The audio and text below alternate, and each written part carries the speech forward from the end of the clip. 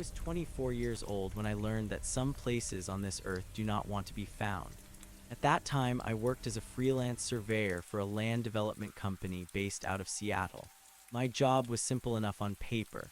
I would drive to remote locations and map out the boundaries of old timber lots that had been sitting vacant for decades. I am a person who enjoys silence, and I never minded the isolation. I had spent hundreds of hours alone in the deep woods of the Pacific Northwest, and I considered myself an expert on the terrain. I always carried a satellite phone and a heavy-duty first aid kit. I was not a man who was prone to imagination or ghost stories. I believed in what I could measure with my transit and what I could see with my own eyes. The job that changed everything was located in a valley about 3 hours north of a small town called Amak. The locals did not have a name for the specific ridge I was heading toward, but the topographic maps labeled it as Blackwood Basin.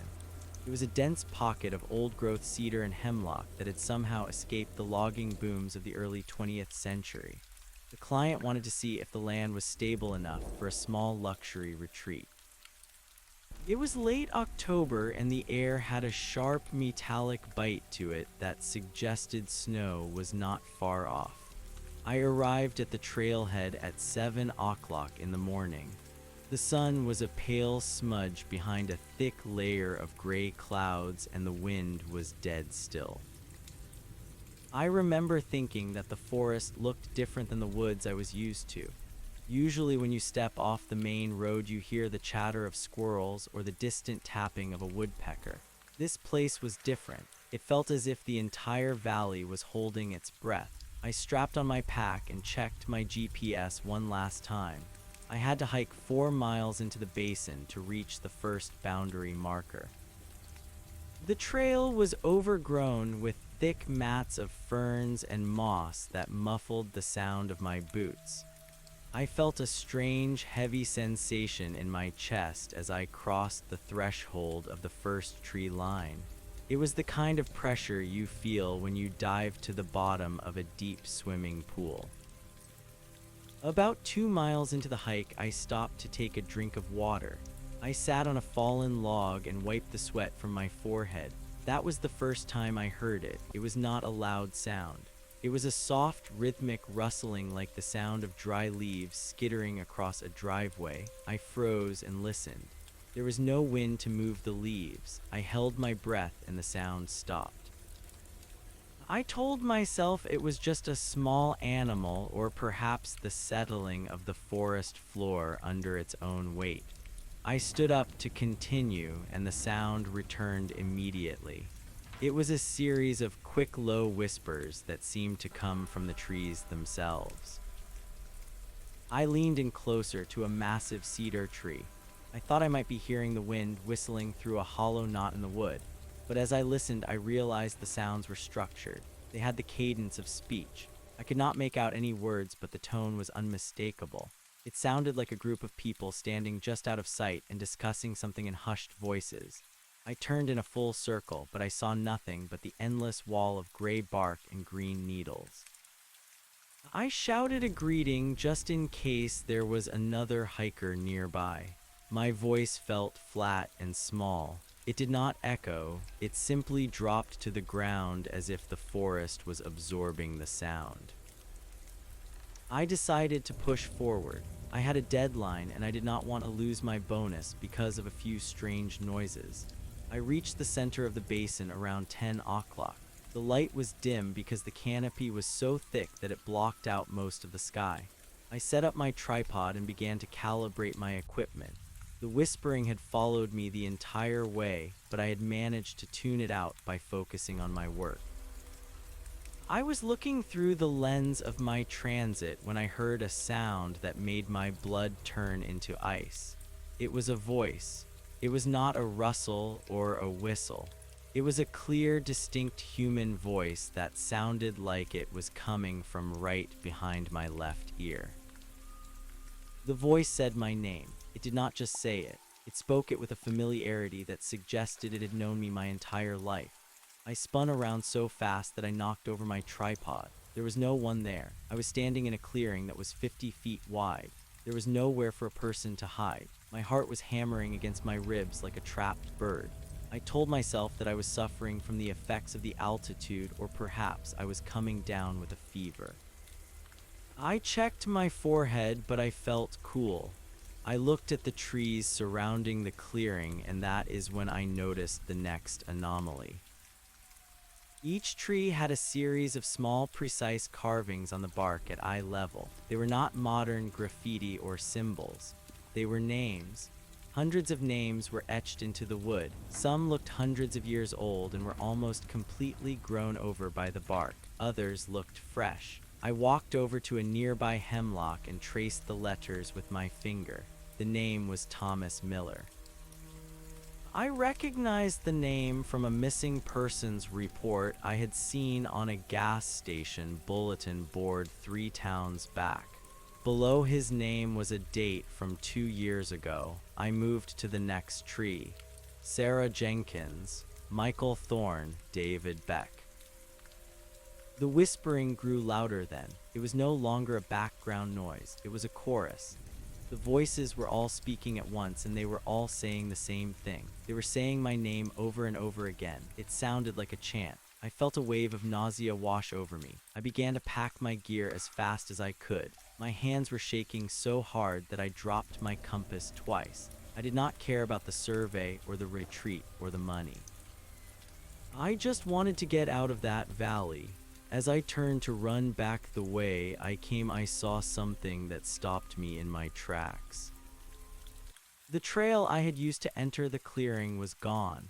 In its place stood a solid wall of ancient trees that looked as if they had been growing there for 1,000 years.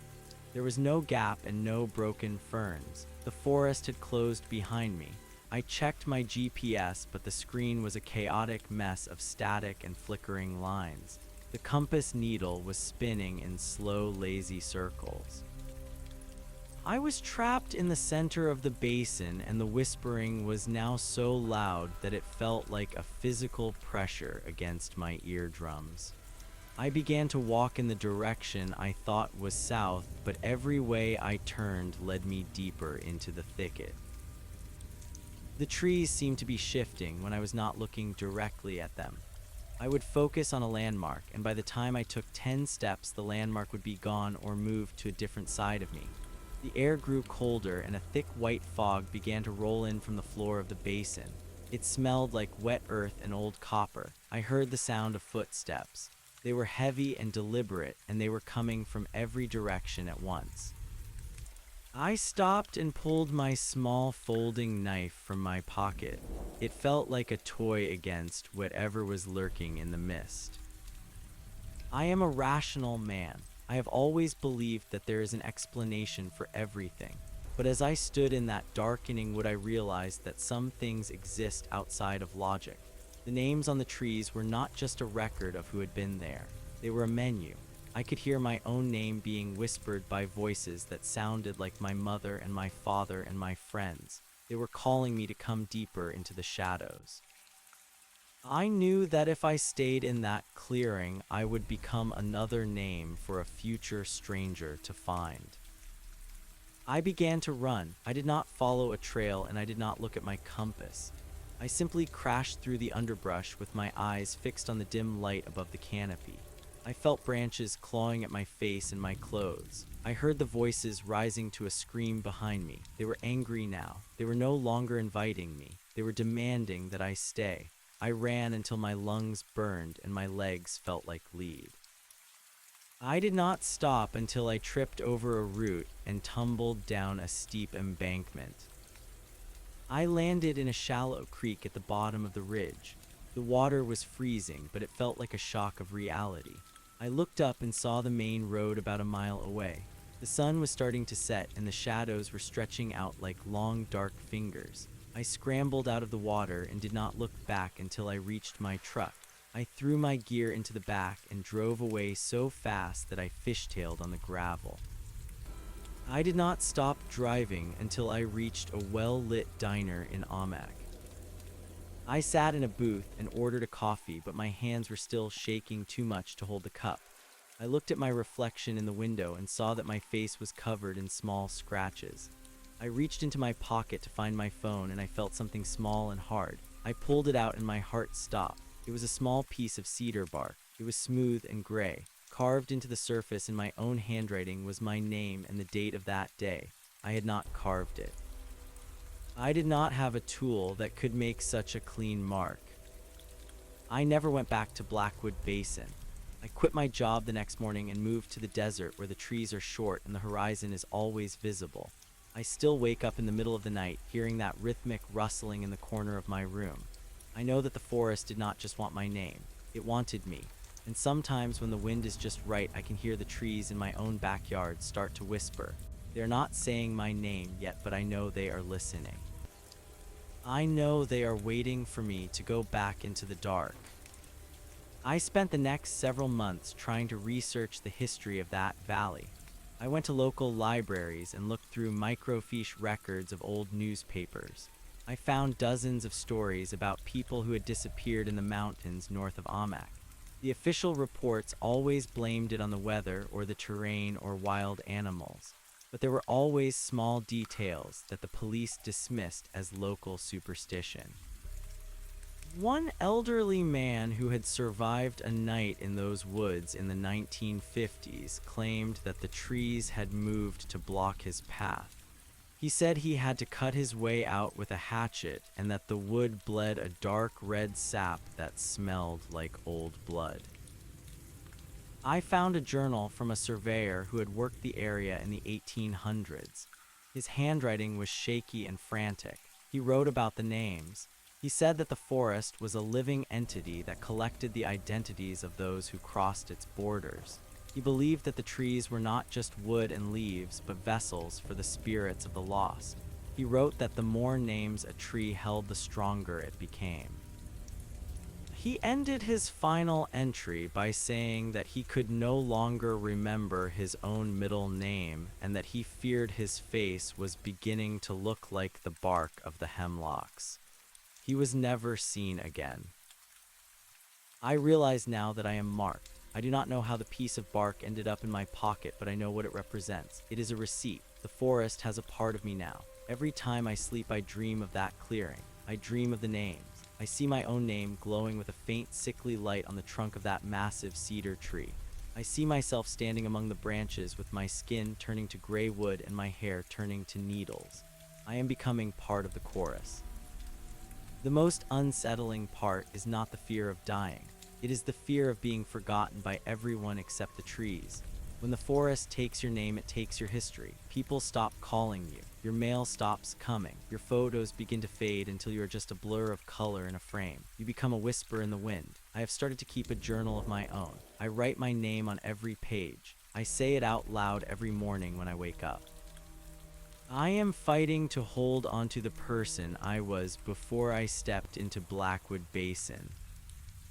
But the whispers are getting louder. They are no longer just in the woods. They are in the static of the television and the hum of the refrigerator. They are in the sound of the rain hitting the roof. They are patient. They know that eventually I will get tired. They know that eventually I will stop fighting. And when that day comes, I will drive back to the north. I will walk into the valley and I will find my tree.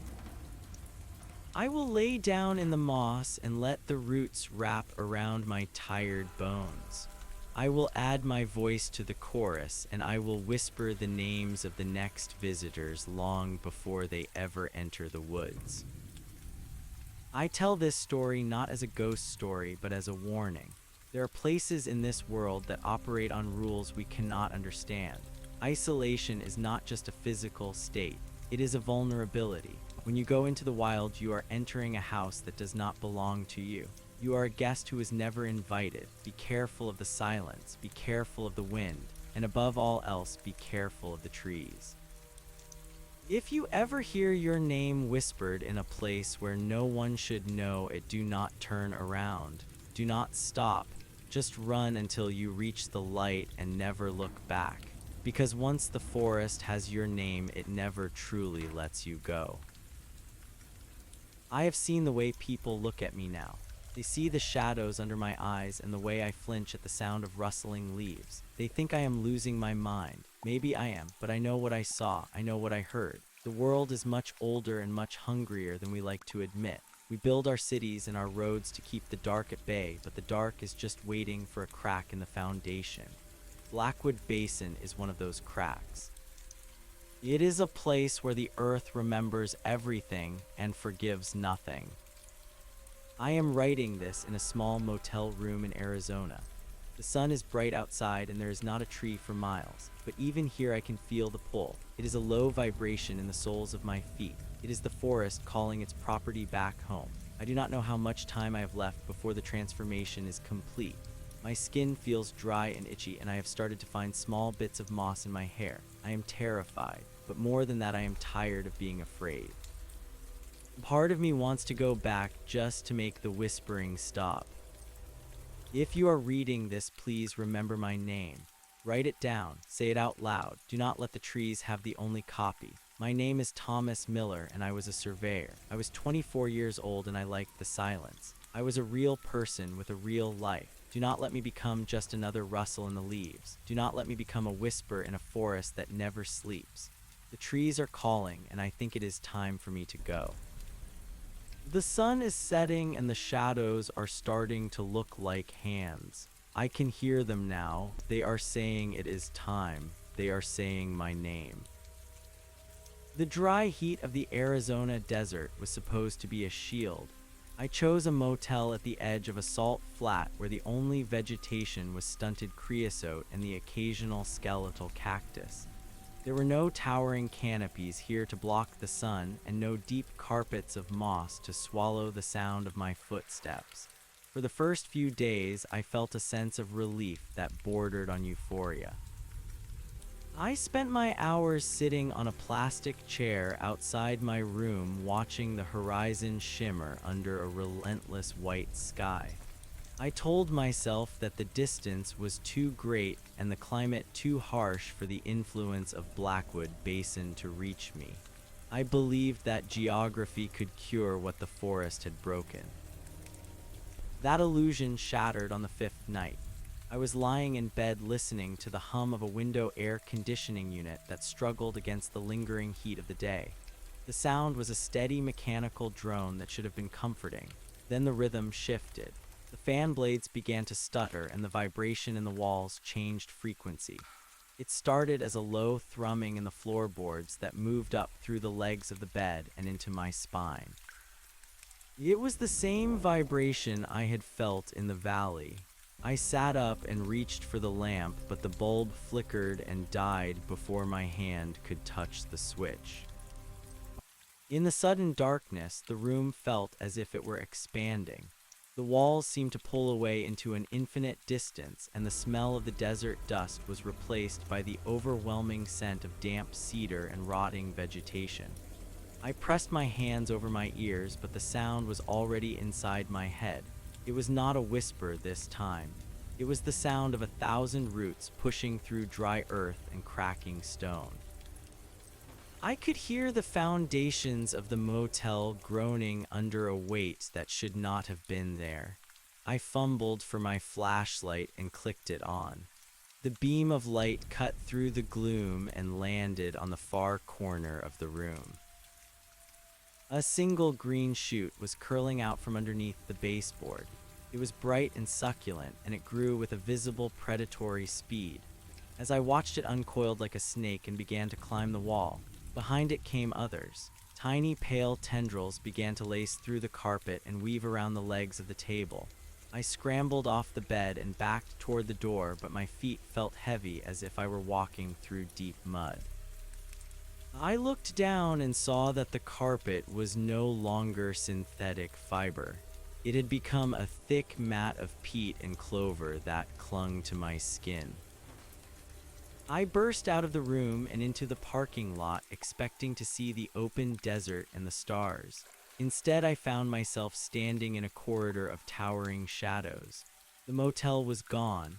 The asphalt was gone. The desert had been swallowed by a forest that did not belong in this hemisphere. The trees were not the hemlocks of the north. They were something older and more distorted. Their trunks were twisted into shapes that mimicked the human form in mid-scream, and their branches hung low like heavy, tired arms. There was no wind, but the leaves were shivering with a frantic energy. I turned to run back into the room, but the doorway had vanished. I was standing in a small clearing that looked identical to the one in Blackwood Basin. The same names were carved into the bark of the trees surrounding me, but now they were glowing with a soft, pulsing amber light. I saw the name of the elderly man from the records. I saw the name of the surveyor from the 1800s, and there directly in front of me was the tree that held my own name. The letters were deep and raw, as if they had just been sliced into the wood. A figure stepped out from behind the trunk of a massive oak. It was not a ghost or a monster in the traditional sense. It was a man wearing the tattered remains of a flannel shirt and heavy work boots. His skin was the color of old parchment, and his eyes were two flat gray stones. He did not speak with his mouth, but I heard his voice echoing in the hollows of my chest. He told me that there is no distance far enough to escape the root system of the world. He said that the earth is a single hungry organism and that the forests are its reaching fingers. He explained that I had been chosen not because I was special, but because I was empty. I was a man who lived in silence, and the forest hates a vacuum. He walked toward me, and I realized that his feet did not touch the ground. They were merged with the thick roots that snaked across the forest floor. He was a part of the landscape. He reached out a hand that felt like dry bark and touched my shoulder. The cold that radiated from him was absolute. It was the cold of a deep grave in the middle of winter. He told me that the transition would be easier if I stopped fighting. He said that the memory of being human is a burden that the trees would gladly take from me. I felt a sudden surge of anger that cut through my terror. I was not ready to be a landmark. I was not ready to be a whisper. I struck his hand away and began to run. I did not care about direction. I simply moved with a desperation that ignored the branches whipping my face and the roots tripping my feet. I heard the chorus of names rising behind me, a wall of sound that threatened to shatter my mind. They were calling to me to stay and join the collective memory of the lost. I ran until the trees began to thin and the smell of cedar faded. I burst through a thicket of thorns and found myself back in the parking lot of the motel. The sun was just beginning to rise over the salt flats, and the air was dry and hot once again. I did not go back into my room. I got into my truck and drove until I reached the coast. I am writing this now from a small boat anchored 2 miles offshore. I have surrounded myself with salt water because I hope the brine will act as a barrier. The trees cannot grow in the deep ocean, and the roots cannot find purchase in the shifting currents. But even here, I am not entirely safe. I look at the wooden deck of the boat, and I wonder if the planks remember the forest they came from. I look at the masts, and I wonder if they are listening to the wind for the sound of my name. My skin has started to change. It is no longer soft. It is becoming rough and segmented like the exterior of a pine cone. My fingernails have turned dark and hard, and they grow back within hours if I try to trim them. I can feel the sap moving through my veins instead of blood. It is a slow, heavy pulse that hums with the frequency of the earth. I know that I cannot stay on the water forever. Eventually, the boat will need repair or the supplies will run out. Eventually, I will have to touch the land again. I have realized that the forest does not just want my body. It wants the story of my life to feed its own growth. Every name on those trees represents a lost history, a forgotten family, and a vanished future. The forest grows on the strength of what we leave behind. I have decided that I will not give it the satisfaction of a quiet end. I am recording everything I can remember about the world of men.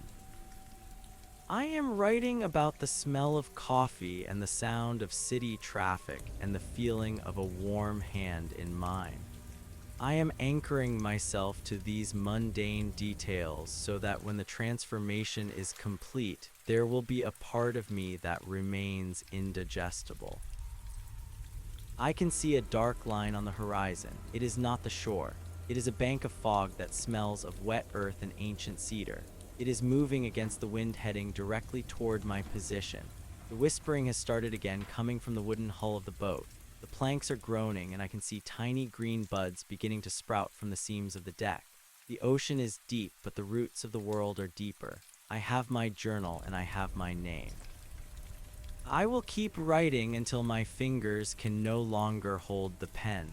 I will keep speaking until my throat turns to wood. The fog is closing in now. The sun is a pale smudge, and the water has turned as dark as ink.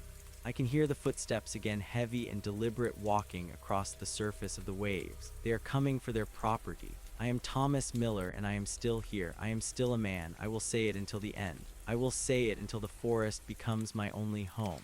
If you find this journal, do not look for the valley. Do not look for the names. Just remember that the world is alive and it is always listening. The trees are not just standing there, they are waiting, and they have all the time in the world to find you.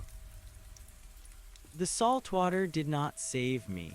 The fog that rolled across the surface of the Pacific was not composed of water vapor, but of the pulverized essence of 1,000 ancient forests. It clung to the rigging of my small boat like wet wool, and the smell of it was so thick with the scent of damp earth and crushed needles that I found it difficult to breathe.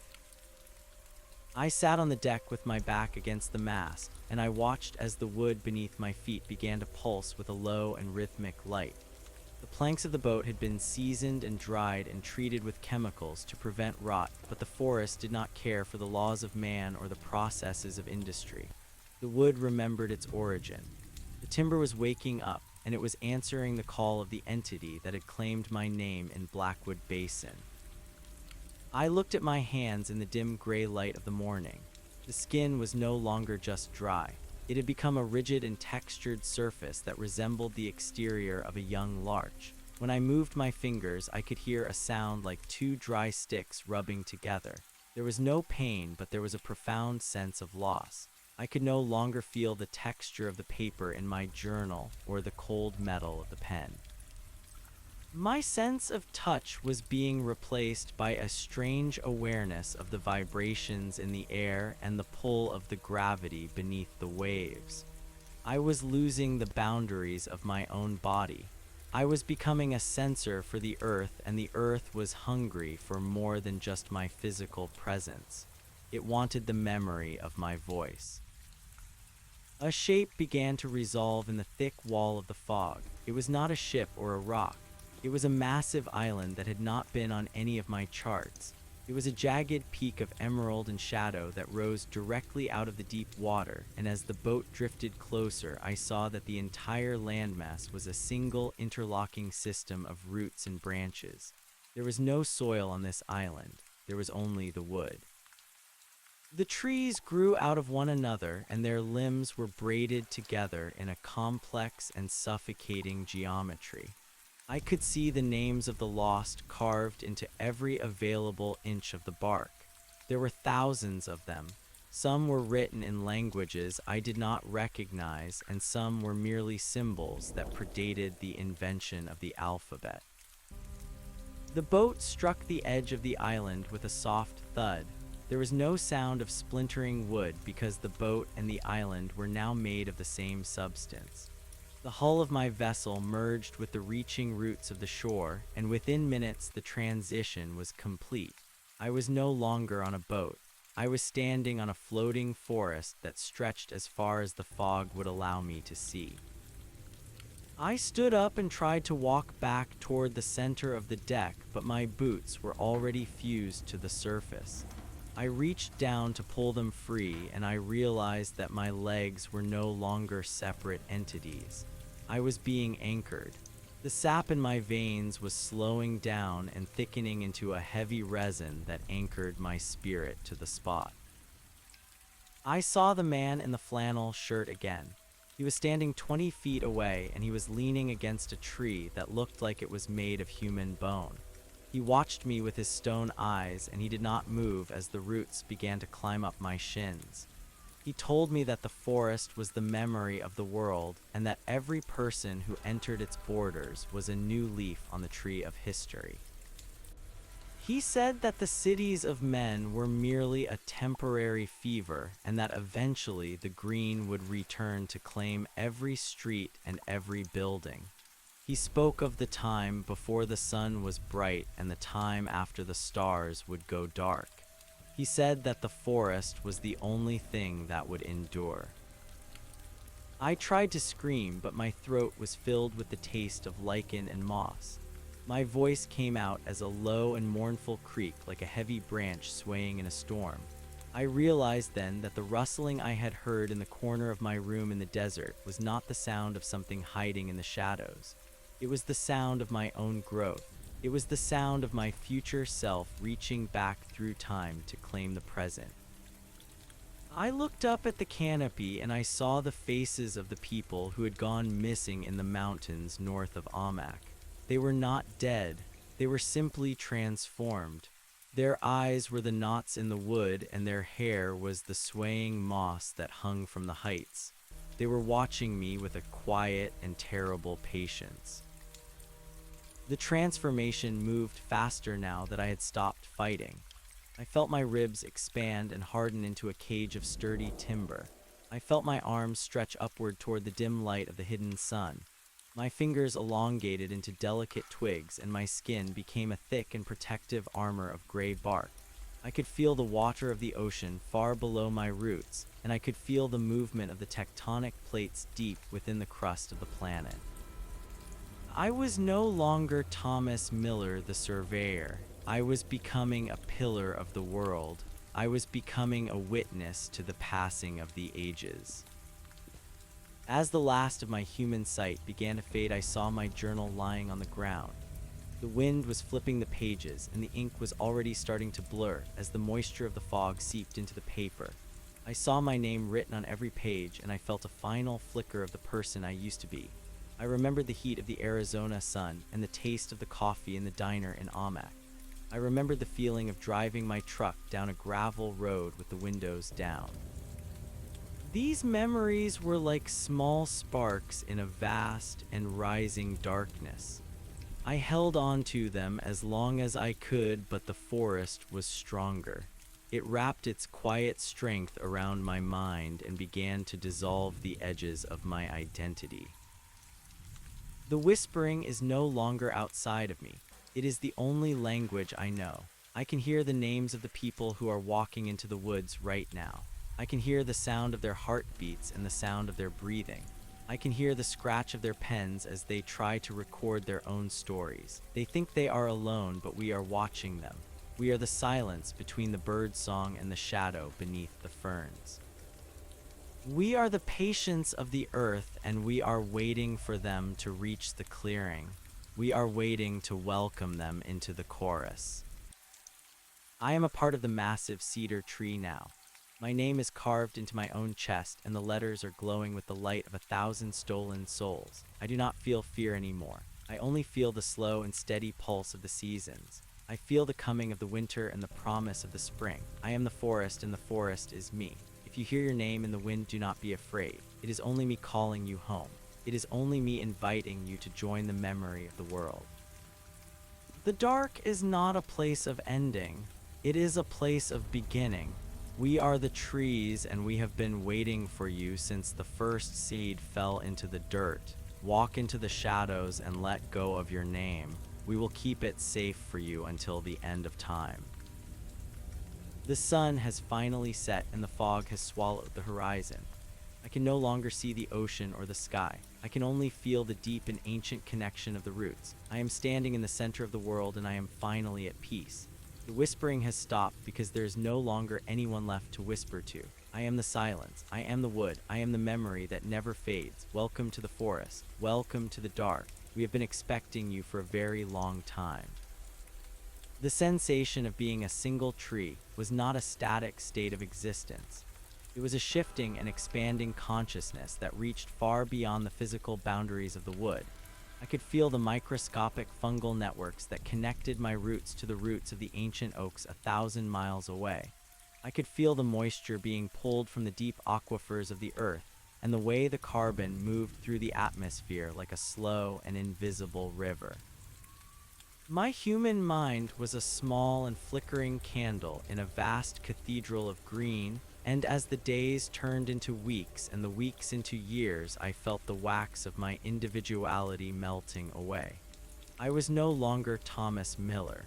I was a node in a global intelligence that had seen the rise and fall of mountains and the drying of the great inland seas. The island of wood moved across the ocean with a purpose that was not dictated by the currents or the winds. It was drawn to the places where the silence was the loudest. We drifted toward the edges of the continents where the cities were beginning to crumble under the weight of their own neglect. I could feel the vibrations of the human world through the water.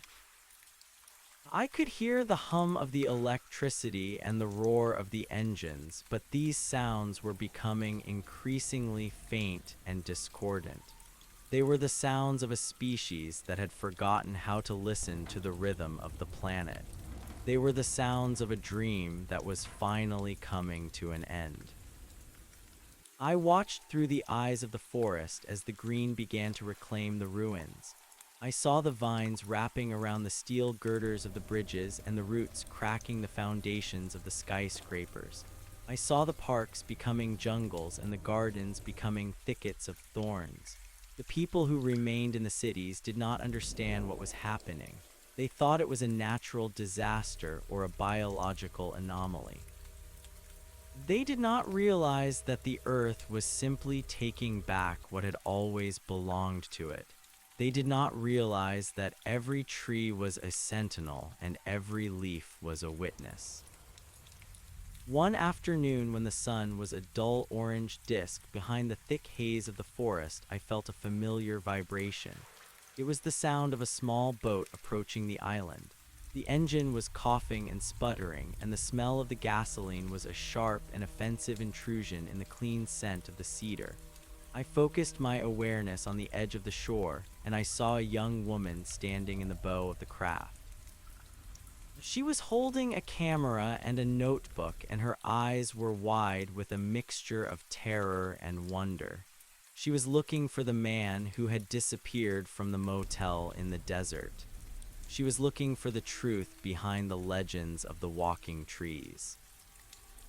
I wanted to warn her. I wanted to tell her to turn the boat around and run until she reached the center of the desert where the ground was too dry for the roots to follow. I wanted to tell her that the forest was not a place of beauty but a place of consumption. But I no longer had a tongue to speak or a throat to scream. I could only rustle my leaves in the wind and hope that she understood the language of the shadows. She stepped onto the wooden shore, and I felt her weight as a tiny and insignificant pressure on my roots. She walked toward the center of the island, and her footsteps were like the ticking of a clock that was running out of time. She found the journal I had left on the deck of the boat. She picked it up and began to read the smeared and faded words. I could feel her heartbeat accelerating as she turned the pages. I could feel the cold realization dawning in her mind. She looked up at the trees and she saw the names carved into the bark. She saw my name and she saw the names of the others who had come before me. She began to back away toward her boat, but the roots were already moving. They were silent and swift, and they wove themselves into a net that blocked her path. She fell to her knees, and I felt the dampness of her tears as they hit the moss. The man in the flannel shirt appeared from the shadows. He did not look at her with malice, but with a profound and ancient weariness. He told her that she was not a victim, but a contribution. He told her that her story would be preserved in the grain of the wood and the shape of the branches. He reached out his hand and touched her forehead, and I felt the surge of her memories entering the network. I saw the house where she had grown up and the face of the mother she had left behind. I saw the books she had read and the dreams she had nurtured in the quiet hours of the night. All of it was being harvested. All of it was being fed into the great and hungry memory of the forest. As she began to change, I felt a sudden and violent connection to her. Our roots intertwined and our consciousness merged for a brief and agonizing moment. I saw myself through her eyes. I was no longer a man. I was a towering and distorted pillar of wood with branches that looked like reaching hands. My face was a twisted mask of bark, and my eyes were the dark hollows where the owls nested. I was a monster from a nightmare, but I was also a part of a beautiful and terrifying harmony. The horror of the transformation was balanced by the absolute peace of the collective. There was no more loneliness. There was no more fear of the future. There was only the eternal present of the growing wood. The island continued its journey across the darkened world. We passed through the ruins of the great ports and the silent skeletons of the coastal towns.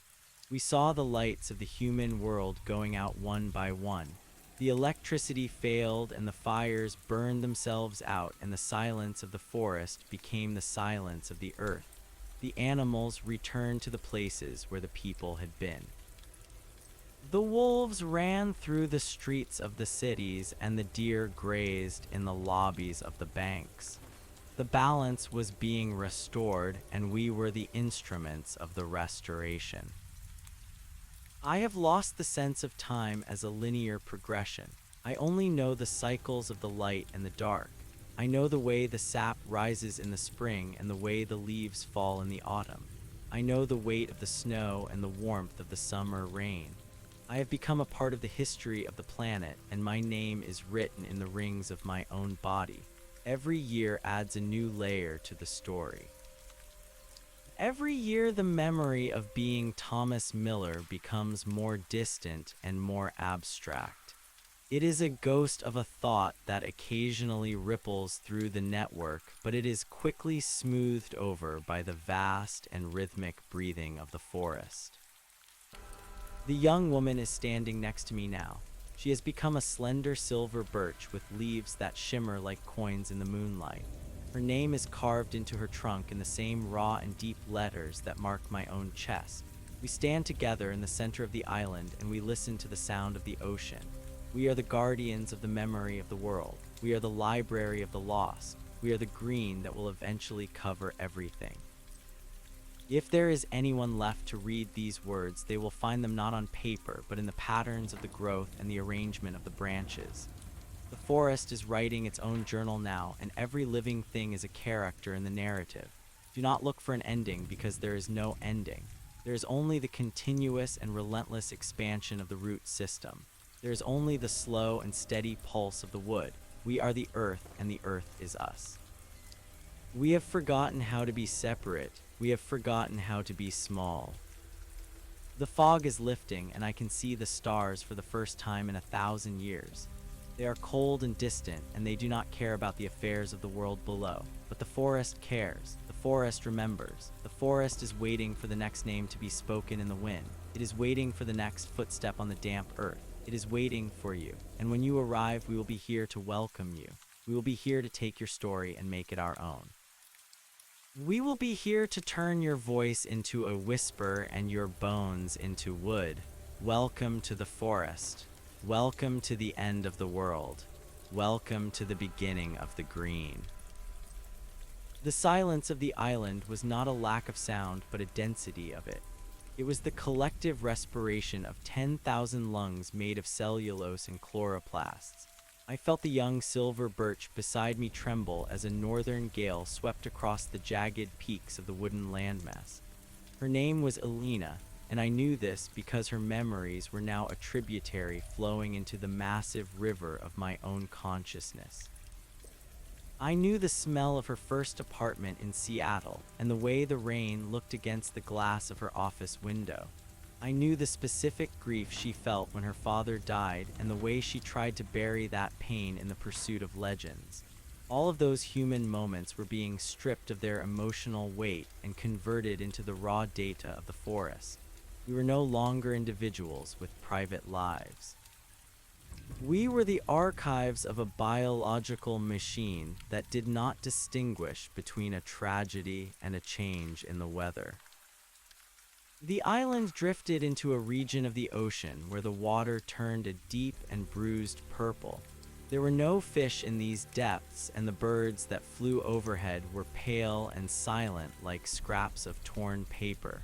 I felt the roots of the island reach down hundreds of feet into the cold dark to taste the minerals of the rising volcanic vents. The heat from the center of the earth traveled up through the interlocking network of our limbs, and for a brief century I felt a warmth that reminded me of the desert. But the warmth was fleeting. The forest was an engine of cold calculation. It did not seek comfort. It sought only the expansion of the record. It sought the total integration of every living thing into the singular mind of the green. I watched the horizon with my many eyes. I saw the distant lights of a container ship struggling against a storm that we had created by the sheer displacement of the atmosphere. The ship was a tiny and pathetic toy made of iron and hubris. It did not belong in the new world that was growing beneath the waves. The forest reached out with a subterranean pulse, and I felt the hull of the ship groan and buckle. The metal did not stand a chance against the patient pressure of the wood. Within an hour, the ship was gone, and the souls on board were being processed by the roots that rose to meet them. They did not drown in the traditional sense. They were simply invited to stop breathing and start growing. Their panic was a brief vibration that the forest smoothed away with the steady application of its ancient peace. The man in the flannel shirt walked among us. He was the gardener of the transition. He moved with a grace that was entirely inhuman, and his feet did not leave prints on the mossy surface of the island. He stopped in front of me and placed a hand on the rough bark of my chest. I felt a surge of ancient history pass through his touch. I saw the first sprout that broke through the cooling crust of the planet, and I saw the last leaf that would fall before the sun expanded to swallow the earth. He told me that my role was changing. I was no longer just a witness. I was becoming a gateway. The forest needed a way to reach further inland, and my memories of the surveyor maps and the hidden trails of the mountains were the blueprints it required. I felt my roots detach from the floating island and begin to stretch across the surface of the water like a web of living lightning. I was being sent back toward the coast. I was the scout for the invasion of the green. The sensation was one of incredible stretching and tension. My consciousness was pulled thin across miles of ocean, and I could feel the heartbeat of the land long before I could see the shore. The land was afraid. The soil knew that the master was returning. The concrete of the coastal highways vibrated with a premonition of their own destruction. I was the carrier of the seed, and the seed was the end of the human era. I reached the coast at a place called Crescent Bay. It was a small town with a boardwalk and a row of salt-sprayed houses that looked out over the Pacific. The people there were sleeping, and they did not hear the sound of the wooden tide coming in. I felt my roots slide under the sand and grip the foundations of the pier. I felt the wood of the pilings recognize me. They were dead timber, but they still carried the ghost of the forest within them. I woke them up. I poured the resin of the island into their dry veins, and I watched as the pier began to sprout new branches. The town was being reclaimed from the ground up, and the process was silent and beautiful. By the time the sun rose, the boardwalk was a tunnel of emerald leaves, and the houses were encased in a protective layer of thick gray bark. The people woke up in their beds and found that their rooms were filled with the scent of cedar and damp earth. They tried to open their doors, but the handles had been replaced by knots of wood. They tried to call for help, but the telephone lines were now vines that carried only the whispering of the forest. I felt their confusion and their rising terror. I absorbed it all. I took their fear and I turned it into the energy for further growth. I told them through the vibrations in the floorboards that there was nothing to be afraid of. I told them that the struggle was over and that the rest would be eternal. I moved through the town like a slow and heavy shadow. I followed the lines of the roads because the earth there had already been packed down and prepared for me. I sent my roots into the gas stations and the grocery stores. I felt the plastic and the glass shatter under the pressure of the rising timber. The forest did not care about the artifacts of the human world. It only cared about the space they occupied. I was the architect of a new geography. I was erasing the maps I had once helped to create. Every landmark I had ever surveyed was being rewritten in the language of the root and the branch. The man in the flannel shirt appeared at the edge of the town square. He stood next to a fountain that was now overflowing with thick green moss. He looked at me and I saw a flicker of something like pride in his stone eyes. He told me that the mountains were next. He told me that the basin where I had first heard my name was waiting for its king to return. I felt a surge of recognition. The Blackwood Basin was not just a place on a map. It was the heart of the network. It was the original site where the first seed had been planted by a hand that was not human. It was the source of the whispering, and it was calling me home. I left the town of Crescent Bay behind. It was no longer a town. It was a nursery for the new world. The people there were settling into their new roles as the pillars of the forest. Their voices were becoming the rustle of the leaves, and their dreams were being stored in the rings of the trees. I headed east toward the jagged peaks of the Cascades. The climb was difficult because the rock was hard and resistant, but I was not alone. I had the strength of the entire island behind me. I had the collective will of the 10,000 souls who had been transformed. We moved as one. We were a mountain of wood climbing a mountain of stone. As I ascended, the air became thin and cold. The snow tried to bury me, but I used the heat of the earth to melt a path through the drifts. I saw the animals of the high country watching me from the ridges. The goats and the eagles did not run away. They recognized the authority of the forest. They knew that the hierarchy of the world was shifting, and they were waiting for their own instructions. I felt the mountain itself begin to soften under my touch. The granite was being broken down by the acids in my roots and converted into the soil that would feed the coming expansion. Nothing could stop the progress of the green. I reached the rim of the Blackwood Basin at sunset. The sky was a violent shade of crimson and the shadows were long and sharp. I looked down into the bowl of the basin and I saw the center of the world. There was a single tree standing in the middle of the valley. It was taller than the highest peak and its branches reached up into the vacuum of space. It was the mother tree, and she was the one who had been calling my name since the beginning of time. She was the source of the memory and the guardian of the dark. I felt a profound sense of humility as I descended into the valley. I was a surveyor returning to the primary benchmark. The mother tree did not speak with words. She spoke with the weight of the ages. She told me that the human experiment was a necessary stage in the evolution of the planet. The humans had been the carriers of the seeds. They had built the roads and the ships that allowed the forest to spread across the globe.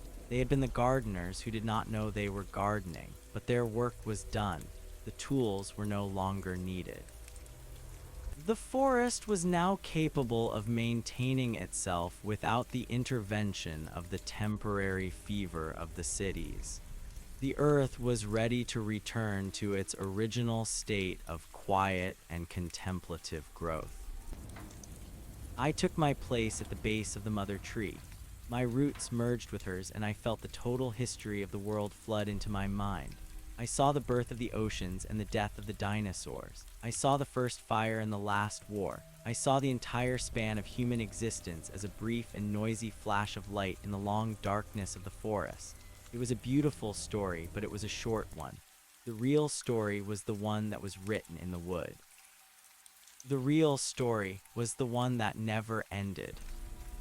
I am standing in the Blackwood Basin and the snow is falling around me. I do not feel the cold. I only feel the steady and rhythmic pulse of the mother tree. My name is no longer Thomas Miller. My name is a frequency that vibrates through the soil and the air. I am the scout who returned. I am the bridge between the old world and the new. The forest is expanding, and there is no power on earth that can turn back the tide. The green is coming for the mountains and the plains. It is coming for the deserts and the frozen wastes. It is coming for you. Do not fight the transformation. Do not cling to the memories of your small and lonely life. The forest offers a greater existence. It offers a place in the eternal chorus. It offers the peace that passes all understanding. Walk into the woods and let the moss cover your feet. Listen to the wind and hear the names of your ancestors. They are waiting for you. We are all waiting for you. The dark is not a place of ending. It is a place of absolute belonging. We are the trees and we are the world. Welcome home. Welcome to the silence. Welcome to the memory that will never fade. The sun is gone and the stars are out and the forest is growing. It is always growing. It will never stop until the last stone is covered and the last voice is a creak in the wind. We are the end and we are the beginning. We are the green. We are the wood. We are the earth. The sensation of being the king of the basin was not a matter of pride, but a matter of terrifying utility. I felt the weight of the mountain range pressing down into my roots, and I understood that the stone was not an obstacle but a skeleton for the green flesh of the world.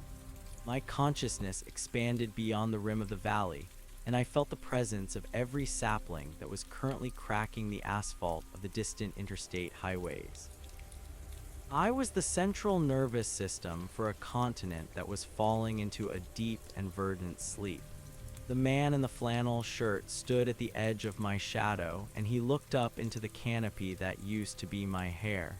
He did not speak, but I heard his thoughts like the hum of 1,000 bees. He told me that the cities of the interior were still resisting.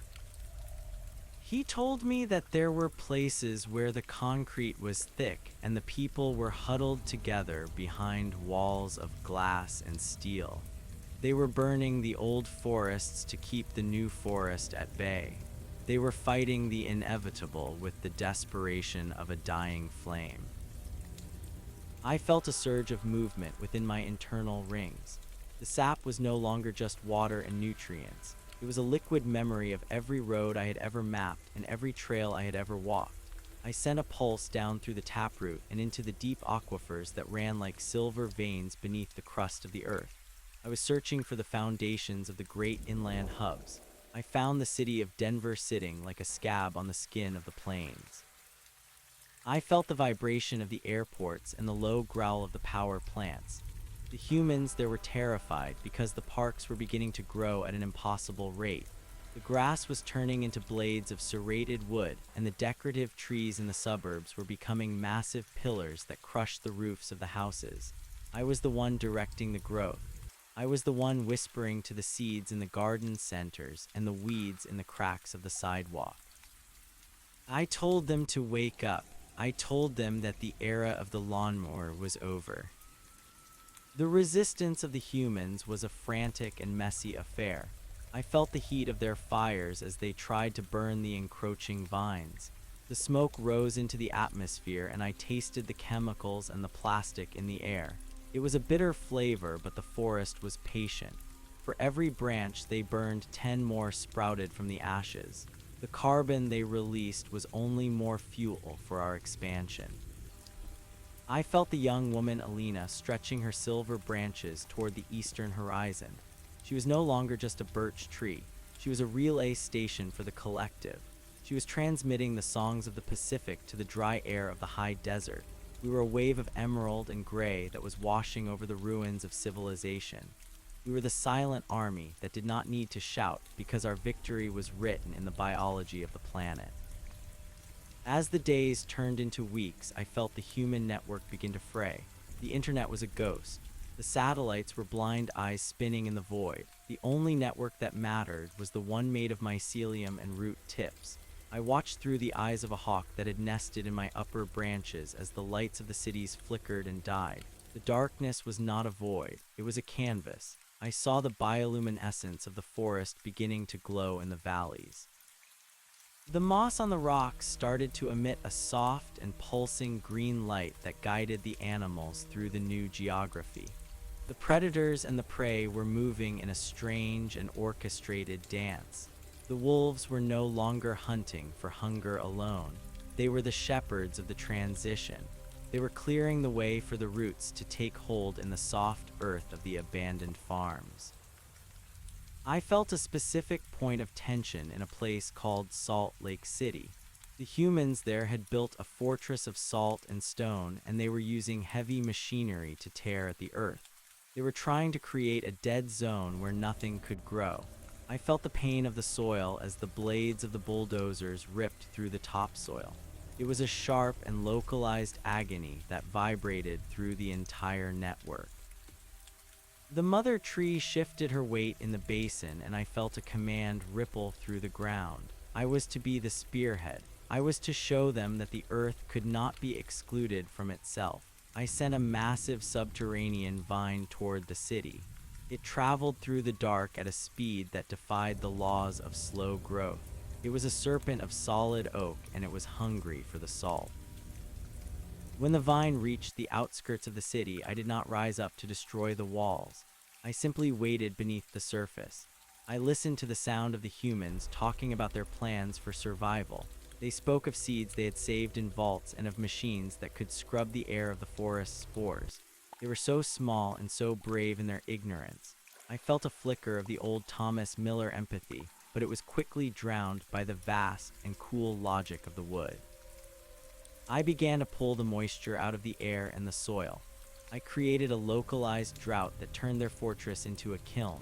Then I pumped the water back in all at once through the sewer lines and the water mains. The pipes burst and the foundations softened. I sent the roots of the local poplars and willows into the cracks. Within 3 days, the fortress was a garden. The humans did not die in a massacre. They were simply absorbed into the architecture of the trees. Their voices became part of the rustle, and their bodies became the nitrogen that fueled the next layer of the canopy. The man in the flannel shirt appeared again in the town square of the fallen city. He walked through the wreckage of the cars and the silent shells of the buildings. He stopped at a fountain that had been overgrown with ivy, and he reached into the water. He pulled out a small and perfectly smooth stone. He held it up toward the sun, and I saw that it was not a stone at all. It was a seed that looked like a human heart. He told me that this was the seed for the final stage.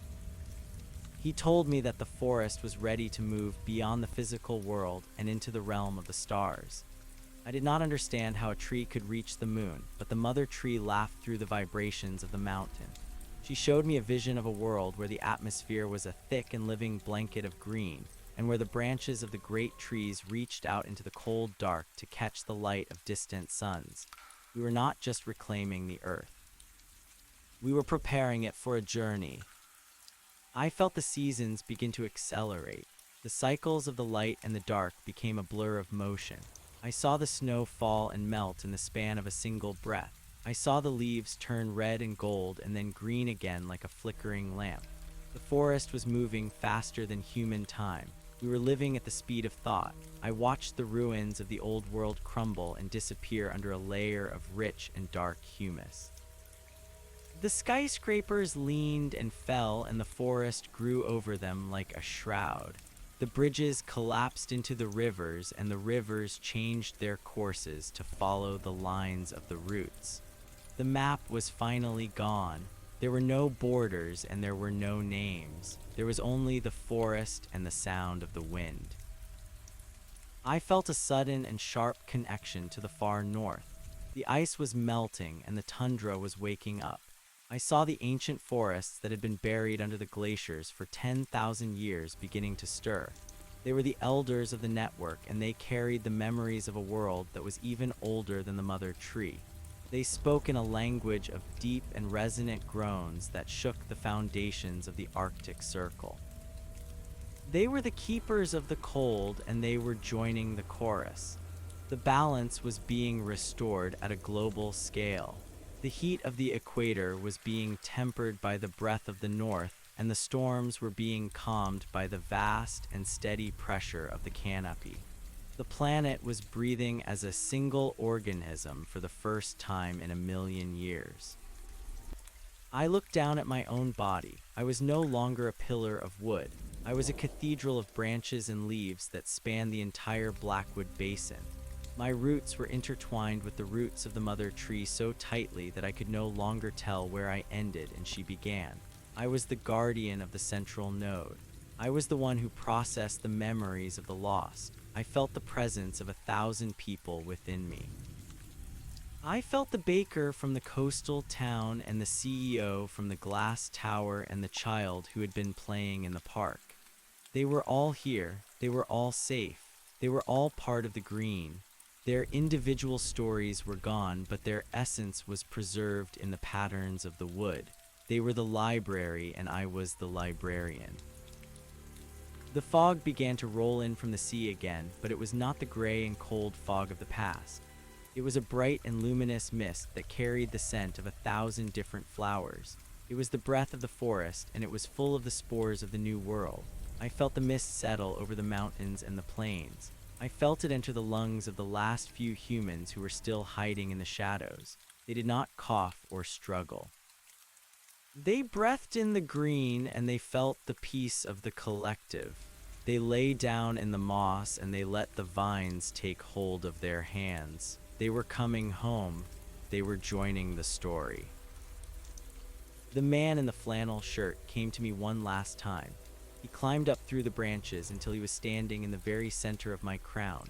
He looked out over the world and he smiled. He told me that his work was finished. He told me that he was no longer the gardener because the garden was now the master. He stepped off the branch, and instead of falling, he simply dissolved into a cloud of golden pollen. The wind took him and scattered him across the horizon. He was everywhere now. He was the air and the light and the spirit of the wood. He was the first of us and the last of us. I felt a deep and rhythmic thrumming start in the center of the earth. It was the heartbeat of the planet, and it was synchronized with my own. I felt the tilt of the world as it spun through the darkness of space. I felt the pull of the moon and the distant call of the sun. We were ready. The forest was a single and unified mind, and we were looking up. We were no longer bound by the gravity of the past. We were a living ship, and we were preparing to sail into the infinite. The green was not just a color. It was a direction. It was a destiny. I closed my eyes, though I did not have eyes in the way humans do. I turned my attention inward to the rings of my own body. I saw the layer that was Thomas Miller. It was a thin and fragile ring near the center, but it was the foundation for everything that had come after. I thanked the man I used to be for his curiosity and his fear. I thanked him for walking into the woods and for listening to the whispering. Without him, the forest would not have found its way back to the heart of the world. I let the memory of his face fade into the texture of the bark. I let his voice become the sound of the rain. I was the forest now, and the forest was me. The silence was total, and it was beautiful. It was the silence of a world that had finally found its voice. It was the silence of 1,000 years of growth and 1,000 years of peace. I felt the roots of the world tightening their grip on the stone, and I felt the branches reaching higher and higher until they touched the edge of the sky. We were the green, and we were the end, and we were the beginning. We were the memory of the earth, and we were the dream of the stars. The story was over, and the story was just beginning. There was no more time. There was only the wood. There was only the pulse. There was only the eternal and relentless expansion of the soul of the world. Welcome to the forest. You are already here. You have always been here. Just close your eyes and listen to the growth. Listen to the green. Listen to the end of everything you thought you knew. It is the most beautiful sound in the universe.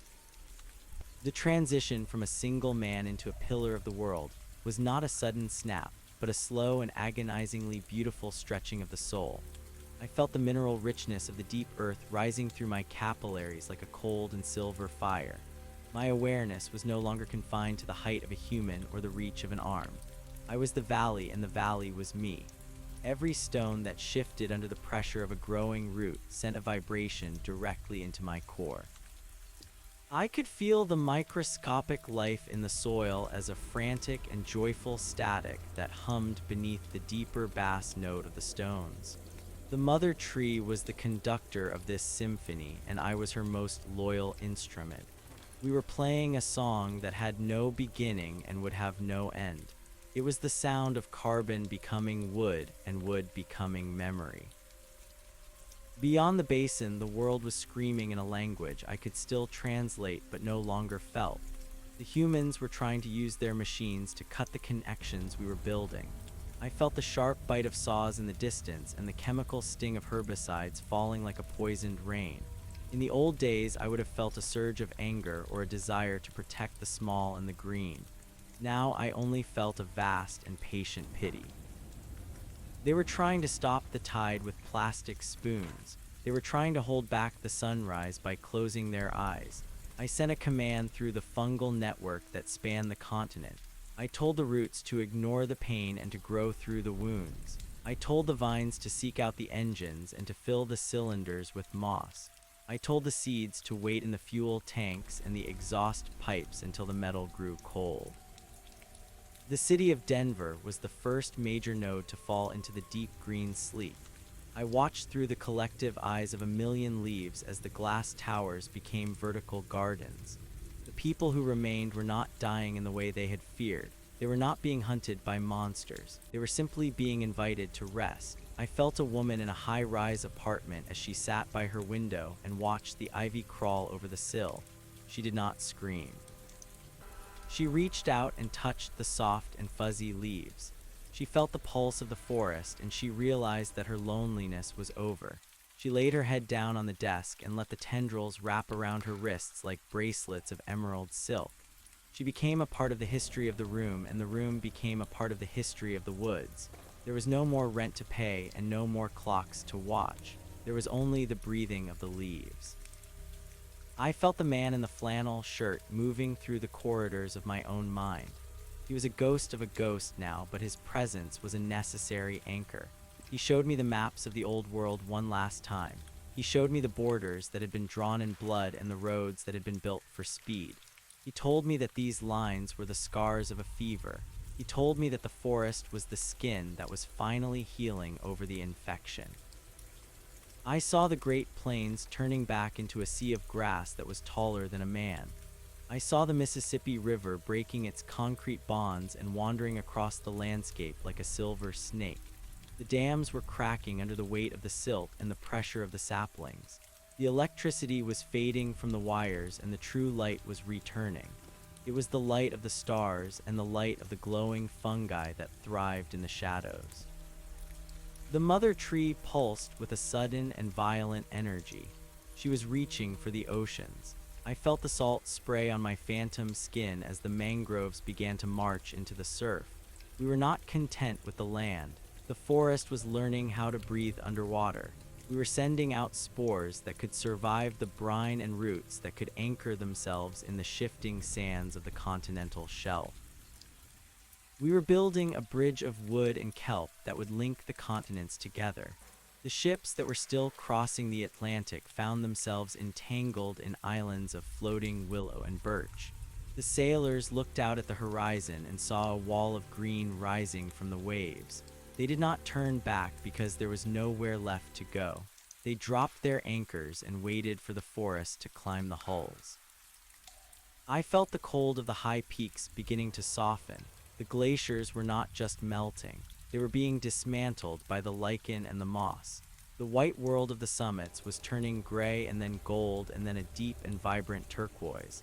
I was the one who was pushing the tree line higher than it had ever been in the history of the planet. I was defying the thin air and the freezing winds. I was making the mountains breathe. I felt the eagles nesting in my highest reaches, and I felt the mountain lions prowling through the cathedrals of my lower branches. Everything was finding its place. The hierarchy of the city was gone, and the hierarchy of the wild was being established. It was a hierarchy based on the flow of energy and the cycles of decay. It was honest, and it was absolute. The woman Alina was a constant presence in the back of my mind. She was the scout of the East, and she was doing her work with a grace that surpassed my own. She had found the ruins of the capital, and she was turning the white marble monuments into mounds of mossy stone.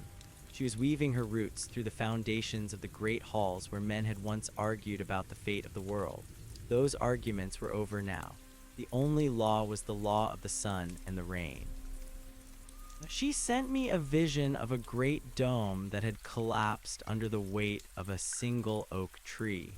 The squirrels were hiding their nuts in the crevices of the statues, and the owls were hooting from the rafters of the empty galleries. It was a beautiful and silent victory. I felt the arrival of the great storms. The climate was shifting as the forest reclaimed the atmosphere. The carbon was being pulled down into the wood, and the oxygen was being pumped out in massive and intoxicating waves. The air tasted like the first day of the world. It was thick and sweet and full of the scent of pine and damp earth. The storms were no longer disasters. They were the watering cans of the mother tree. I felt the rain hitting the leaves of 1,000,000,000,000 trees, and the sound was like the applause of a god. We drank the water and we grew stronger. We grew faster. We were no longer measuring our progress in years. We were measuring it in heartbeats. I felt a pocket of resistance in the deep deserts of the Southwest. There were people there who had lived off the grid for a long time, and they were used to the heat and the dry. They were fighting the forest with fire and sand. They were trying to keep the desert as a sanctuary for the human spirit. I felt their heat as a dull ache in my distant roots. I did not send the vines to crush them. I sent the clouds. I moved the moisture from the Pacific and the Gulf, and I parked the heavy gray bellies of the storms over the red rocks and the cactus. I let the rain fall until the desert began to bloom in colors that had not been seen for an eternity. The sand became soil, and the soil became a cradle. The people saw the green coming, and they realized that the desert was not a fortress but a grave. They laid down their torches, and they watched the grass grow over their boots. My consciousness was now so vast that I could feel the rotation of the earth beneath me. I was the anchor that kept the world from drifting away into the dark. I felt the pull of the tides as a rhythmic tugging on my roots.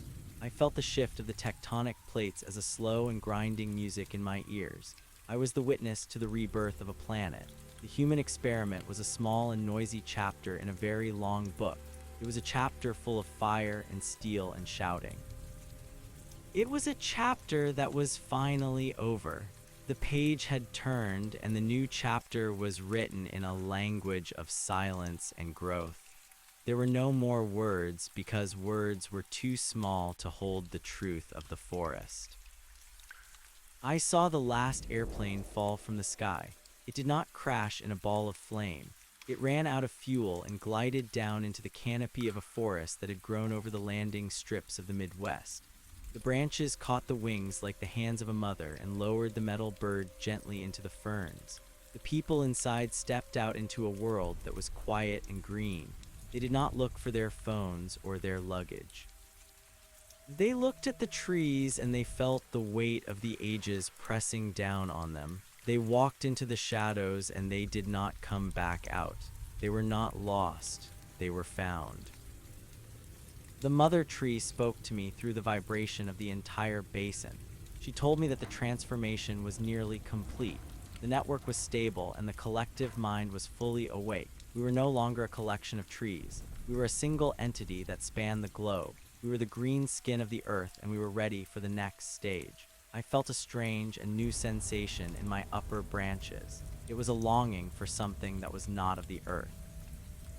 I looked up at the stars, and I felt a connection that was older than the soil. The man in the flannel shirt had been right. The forest was not just a destination, it was a vehicle. I began to pull the energy from the core of the planet. I felt the heat of the magma and the pressure of the mantle. I channeled that heat up through my trunk and into the atmosphere. I was creating a pillar of light that was visible from the moon. It was not a fire. It was a focused beam of biological intent. I was signaling to the rest of the universe that the earth was back. I was telling the stars that the fever was broken and the gardener was awake. The other nodes in the network began to do the same. From the Amazon to the Congo, and from the taiga to the outback, the pillars of green light rose into the night sky. We were a crown of emerald fire that was lighting up the darkness of space. I felt the presence of the moon as a cold and silver weight. I sent a thought toward the barren rock and the dust. I wondered if the green could live there. I wondered if the roots could find a home in the craters and the plains of the lunar surface. The mother tree laughed and the sound shook the mountains. She told me that the forest was patient and the forest was hungry. She told me that the stars were just seeds that had not yet sprouted. We were the beginning of a garden that would have no end. We were the life that would fill the void. I looked down at the Blackwood Basin one last time. It was no longer a valley. It was the heart of a living world.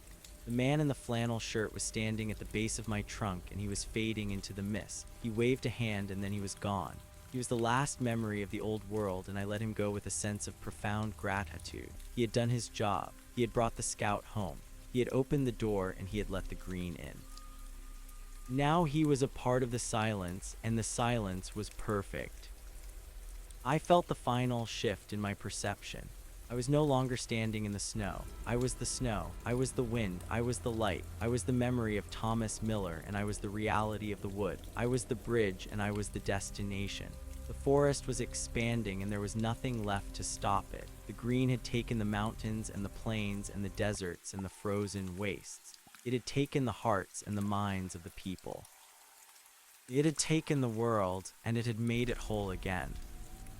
The sun rose over the horizon, but it was not the sun I remembered. It was a soft and golden orb that shone through a thick and vibrant atmosphere. The light was filtered by 1 trillion leaves, and it fell on a world that was peaceful and still. There were no more cities, and there were no more wars. There was only the forest and the sound of the wind. There was only the eternal chorus of the wood. I closed my eyes, and I felt the total and absolute belonging of the dark. I was home, I was the world, I was the green. The story was over and the forest was growing. It would never stop. It would always be growing. Welcome to the silence. Welcome to the memory that will never fade. We are the trees and we are the end. We are the beginning. We are the wood. We are the earth. We are the one. The transition was not a ceiling, but a threshold. I had thought that becoming the world was the final state of being, but the forest taught me that there is no final state. There is only the next layer of growth. I felt the pulse of the planet beneath my roots, and it was no longer just a heartbeat. It was a countdown. The green was not content to sit upon the crust of a single rock. The green was a hunger that spanned the vacuum of the stars. I felt the mother tree shifting her weight. She was not just a plant. She was an engine of biological intent.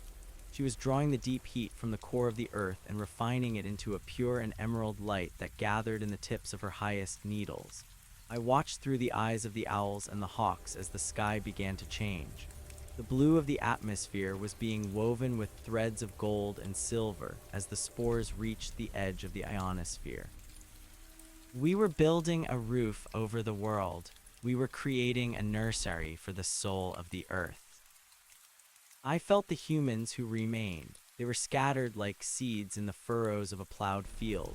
They were no longer the masters of the landscape, but they were not the victims either. They were the compost of a new era. I felt a small group of them in the ruins of a place once called Chicago. They were living in the hollowed-out shells of the skyscrapers. They were not fighting the vines that grew through the elevator shafts. They were using the leaves as blankets and the sap as medicine. They had forgotten the names of their gods and the numbers of their bank accounts. They spoke in whispers because the forest was always listening. I felt their dreams at night. Their dreams were no longer about steel and fire. Their dreams were about the deep, damp earth and the smell of the rain. I touched their minds gently as they slept. I gave them the memory of the first forest. I gave them the peace of the stone. They were the children of the wood now, and they would never be hungry again. The oceans were the next to fully succumb to the green. I felt the great whales as they swam through forests of kelp that were miles deep. The coral reefs were not dying. They were being reborn as gardens of bioluminescent moss that covered the ocean floor. The salt water was becoming a broth of life that was thick and sweet. I felt the pressure of the deep trenches as a comforting embrace. I was the leviathan and I was the plankton. I was the wave and I was the shore. The ships that had once carried the commerce of the world were now nothing more than skeletons for the barnacles and the ivy. The oil that had leaked from their rusted hulls was being consumed by fungi that turned the poison into perfume. Nothing was wasted. Everything was recycled into the great and endless loop of the green. I felt the presence of the other scouts. Elena was in the east, and she was a pillar of emerald flame. Marcus was in the south, and he was a mountain of flowering vines. Sarah was in the north, and she was a glacier of silver moss. We were the corners of the new map. We were the anchors for the web that was pulling the world together. We communicated not through words, but through the shared vibration of the earth. We felt the joy of the elk as they moved through the new valleys. We felt the satisfaction of the wolves as they hunted in the shadows of the giant oaks. We were the consciousness of the wild, and we were absolute. There were no more borders. There were no more nations. There was only the forest, and the forest was one. The moon was no longer a cold and distant observer. I felt the pull of its gravity as a physical invitation. The mother tree was reaching out with tendrils of light that defied the laws of physics. She was weaving a bridge of spirit and sap that stretched toward the lunar surface. I felt the first spores land in the dust of the sea of tranquility. They did not die in the vacuum, they adapted. They drew their energy from the raw light of the sun and the silver reflection of the earth. They began to crack the stones of the moon and turn the gray dust into black soil. I saw the first blade of grass break through the lunar crust. It was a tiny and fragile thing, but it was the beginning of the end for the darkness. The forest was no longer a terrestrial event, it was a cosmic one. I turned my attention back to the man I used to be. Thomas Miller was a name that felt like a coat that no longer fit. I remembered the feeling of being cold. I remembered the feeling of being afraid of the dark. I remembered the way the clock on the wall used to tick away the seconds of my life. Those memories were like the rings of a tree that had been buried deep within the trunk. They were the foundation, but they were no longer the life. I thanked the man for his suffering. I thanked him for the tears he had shed in the lonely cabin. Without that sorrow, there would have been no room for the joy of the forest. Without that emptiness, there would have been no space for the green to grow. I let the last of his human thoughts dissolve into the sap. I was the forest, and the forest was me. The cities were the hardest parts to digest. They were made of materials that the earth did not recognize. The plastic and the concrete and the steel were like stones in the stomach of a giant. I sent the specialized fungi to deal with them. I sent the roots that could crack the strongest foundations and the vines that could pull down the tallest towers. I watched as the monuments of human ego were dismantled by the patient pressure of the green. The statues of the generals and the kings were covered in moss until they were nothing more than lumpy mounds of earth. The libraries were filled with ferns, and the books were turned into the soil that fed the new trees. The knowledge of the humans was not lost. It was simply translated into a form that was useful to the world. The history of the world was no longer written in ink.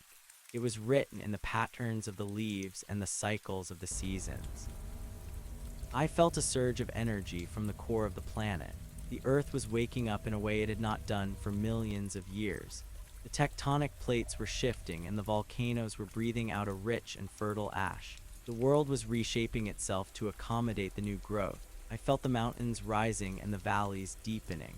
I felt the rivers changing their courses to water the new deserts.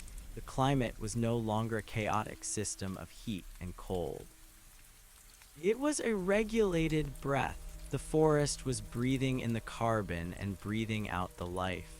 The temperature was becoming a steady and gentle warmth that covered the globe from pole to pole.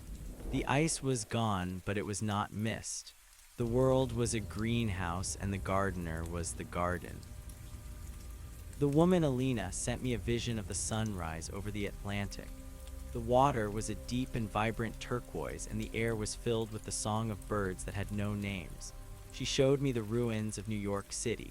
The islands of Manhattan were now a single and massive forest of redwood and pine. The bridges had collapsed into the water and were now reefs of emerald coral. The people who lived there were moving through the trees like shadows. They were graceful and they were silent. They did not need the machines. They did not need the lights. They had the forest, and the forest provided everything. They were the first generation of the new humans. They were the ones who would never know the meaning of the word war. They were the ones who would never know the meaning of the word hunger. I felt the mother tree calling me. She wanted me to look deeper into the earth. I sent my awareness down through the crust and into the mantle. I felt the slow and heavy movement of the molten rock. I felt the iron heart of the planet. I realized that the forest was not just on the surface. The roots had reached the very center of the world. We were the nervous system of the earth. We were the brain that was finally beginning to function. The planet was no longer a rock spinning in the dark. It was a living and thinking being. It was an entity that was aware of itself and its place in the universe. We were the thoughts of the earth, and the thoughts were green. The silence was the most beautiful part. It was not the silence of death. It was the silence of a busy and healthy hive. It was the sound of a trillion leaves turning toward the sun. It was the sound of a billion roots drinking from the deep wells of the earth. It was the sound of the wind moving through the cathedrals of the wood. It was a music that did not need instruments. It was a song that did not need voices. It was the harmony of existence. I felt the peace of the world settle into my own heart. I was no longer a scout. I was no longer a man. I was a part of the eternal now. There was no more past to regret and no more future to fear. There was only the growth. I saw the first of the great star seeds being launched. They were not made of metal and fire. They were massive pods of wood and light that were grown in the high branches of the mother tree. They were filled with the essence of the forest and the memory of the earth. They were designed to travel through the darkness for thousands of years. They were designed to find the other rocks in the dark and to bring the green to them. I watched as the first pod detached itself from the atmosphere and drifted into the black. It was a tiny speck of emerald light against the backdrop of the stars. It was a message of hope. It was a promise that the forest would never end. The man in the flannel shirt appeared to me one last time. He was not standing on the ground. He was floating in the air like a cloud of golden pollen. He smiled at me and his eyes were full of the light of the sun. He told me that the work was good. He told me that the garden was finally beautiful. He told me that he was going to join the star seeds. He was going to be the memory that guided them through the dark. He stepped into the light and he was gone. I felt a sense of loss that lasted for a fraction of a second, and then it was replaced by a sense of total completion. He was not gone, he was everywhere.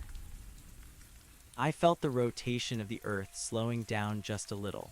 The forest was anchoring the world in more ways than one. We were the weight that gave the planet its balance. We were the skin that protected it from the harshness of the void. I felt the moon beginning to turn green as the spores took hold and the first forests of the lunar plains began to grow. The silver light of the moon was being replaced by a soft and emerald glow. The night was no longer dark. The night was a time of gentle and radiant life. The world was a jewel of green and gold hanging in the black velvet of space. I looked at the Blackwood Basin. It was the place where it had all begun for me. The cabin was gone. The road was gone. The fence was gone. There was only the deep and ancient wood. I felt the mother tree standing at the center of the valley. She was the heart of the world and I was her pulse. I felt the energy flowing through me like a river of liquid light. I was the bridge between the earth and the stars.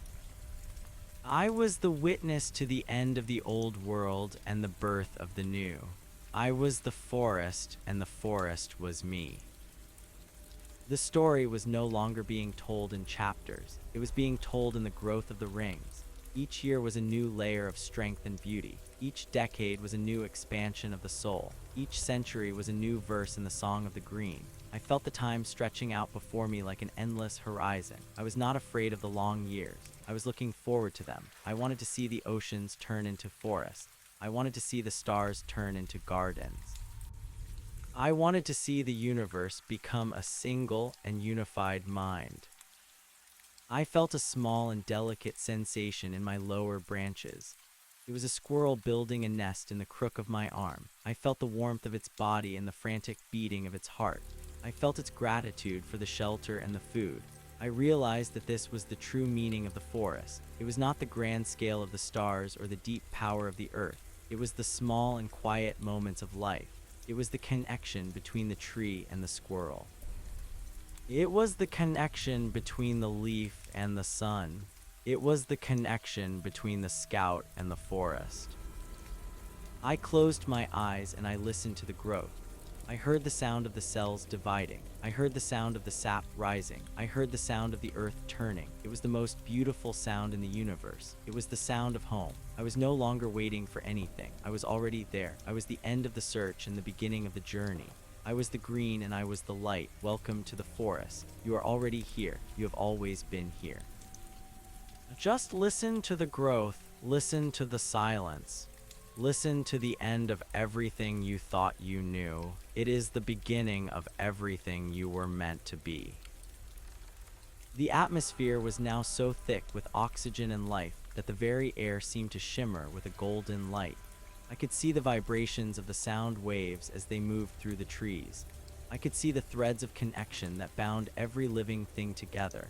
The world was a tapestry of light and shadow, and I was the loom. I felt the great herds of bison moving across the plains of what used to be Kansas. I felt the tigers prowling through the ruins of Moscow. I felt the elephants wandering through the new jungles of Europe. Everything was in its place. Everything was right. I felt a sudden and sharp awareness of the sun. It was not just a source of light. It was a living being that was talking to the forest. It was telling us about the other worlds and the other gardens. It was telling us about the history of the galaxy and the future of the light. I realized that the Earth was just one small part of a much larger story. We were the newest members of a cosmic community of life. We were the green, and we were ready to take our place among the stars. I felt the mother tree reach out to the sun, and the sun reached back. The connection was a burst of pure and blinding joy. I was no longer Thomas Miller.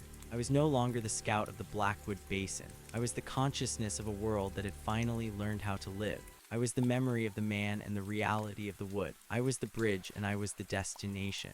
The forest was growing and it would never stop. It would grow until it filled the solar system. It would grow until it filled the galaxy. It would grow until there was nothing left but the green and the light. And in that growth, there would be no more sorrow. There would be no more pain. There was only the eternal and relentless expansion of the soul of the world. I felt the first of the star seeds reaching the outer edges of the solar system. They were passing the gas giants and the frozen rocks of the Kuiper Belt. They were carrying the dream of the Earth into the deep dark. I felt their excitement and their hunger. They were looking for a place to sprout. They were looking for a place to build a new forest. I sent them a thought of encouragement and love. I told them that the Earth was waiting for them to come home. I told them that the forest was always with them. The world turned beneath me and I felt the passage of the night. The emerald glow of the moon was reflected in the emerald glow of the Earth. We were two lanterns in the dark and we were signaling to the rest of the universe. We were here, we were alive, we were green. The silence of the forest was the most powerful voice in the cosmos. It was a voice that spoke of peace and growth and eternal life. It was a voice that would never be silenced again. I looked at the stars and I saw that they were not just points of light. They were the eyes of the other forests. They were the scouts who had gone before us and the gardeners who were waiting for us to arrive. I felt a sense of belonging that was so profound it made the mountains shake. I was not alone. The forest was not alone. We were part of a garden that spanned the entire universe. We were the life that was meant to be. The mother tree pulsed one last time and I felt the final barrier between my mind and the world dissolve. I I was no longer a part of the forest. I was the forest. Every leaf was my finger. Every root was my toe. Every bird was my thought. Every storm was my breath. I was the world, and the world was me. The story was over, and the story was just beginning. There was no more time. There was only the wood. There was only the pulse. There was only the green. I watched as the last of the human buildings crumbled into the earth. I watched as the last of the roads was covered by the grass. I watched as the last of the machines was consumed by the rust and the moss. The world was clean again. The world was fresh. The world was new. I felt a sense of pride that I had been a part of this transformation. I felt a sense of gratitude that I had been chosen to be the scout. I had done my job, and now I could rest. But the rest of the forest was not asleep. It was a vibrant and active peace. It was a state of being that was beyond anything I had ever imagined. I turned my gaze inward to the center of my own being. I saw the thin and fragile ring of Thomas Miller. It was still there, and it was still the foundation. I smiled at the memory of the man who had walked into the woods with a backpack and a heavy heart. I smiled at the memory of the man who had listened to the whispering of the trees. He had been so small and so afraid, but he had been the key to everything. He had been the one who opened the door. I thanked him for his courage. I thanked him for his curiosity. I thanked him for his life. And then I let the memory of his face fade into the beauty of the green. I was the forest now, and the forest was me. The sun rose over the horizon, and the world was a cathedral of light. The trees were the pillars, and the sky was the dome. The wind was the organ, and the birds were the choir. It was a service that would never end. It was a celebration of life that would go on forever. I was the priest, and I was the congregation. I was the prayer, and I was the answer. Everything was one. Everything was green. Everything was perfect. Welcome to the end of the world. Welcome to the beginning of the wood. You are already here. You have always been here. Just close your eyes and listen to the growth.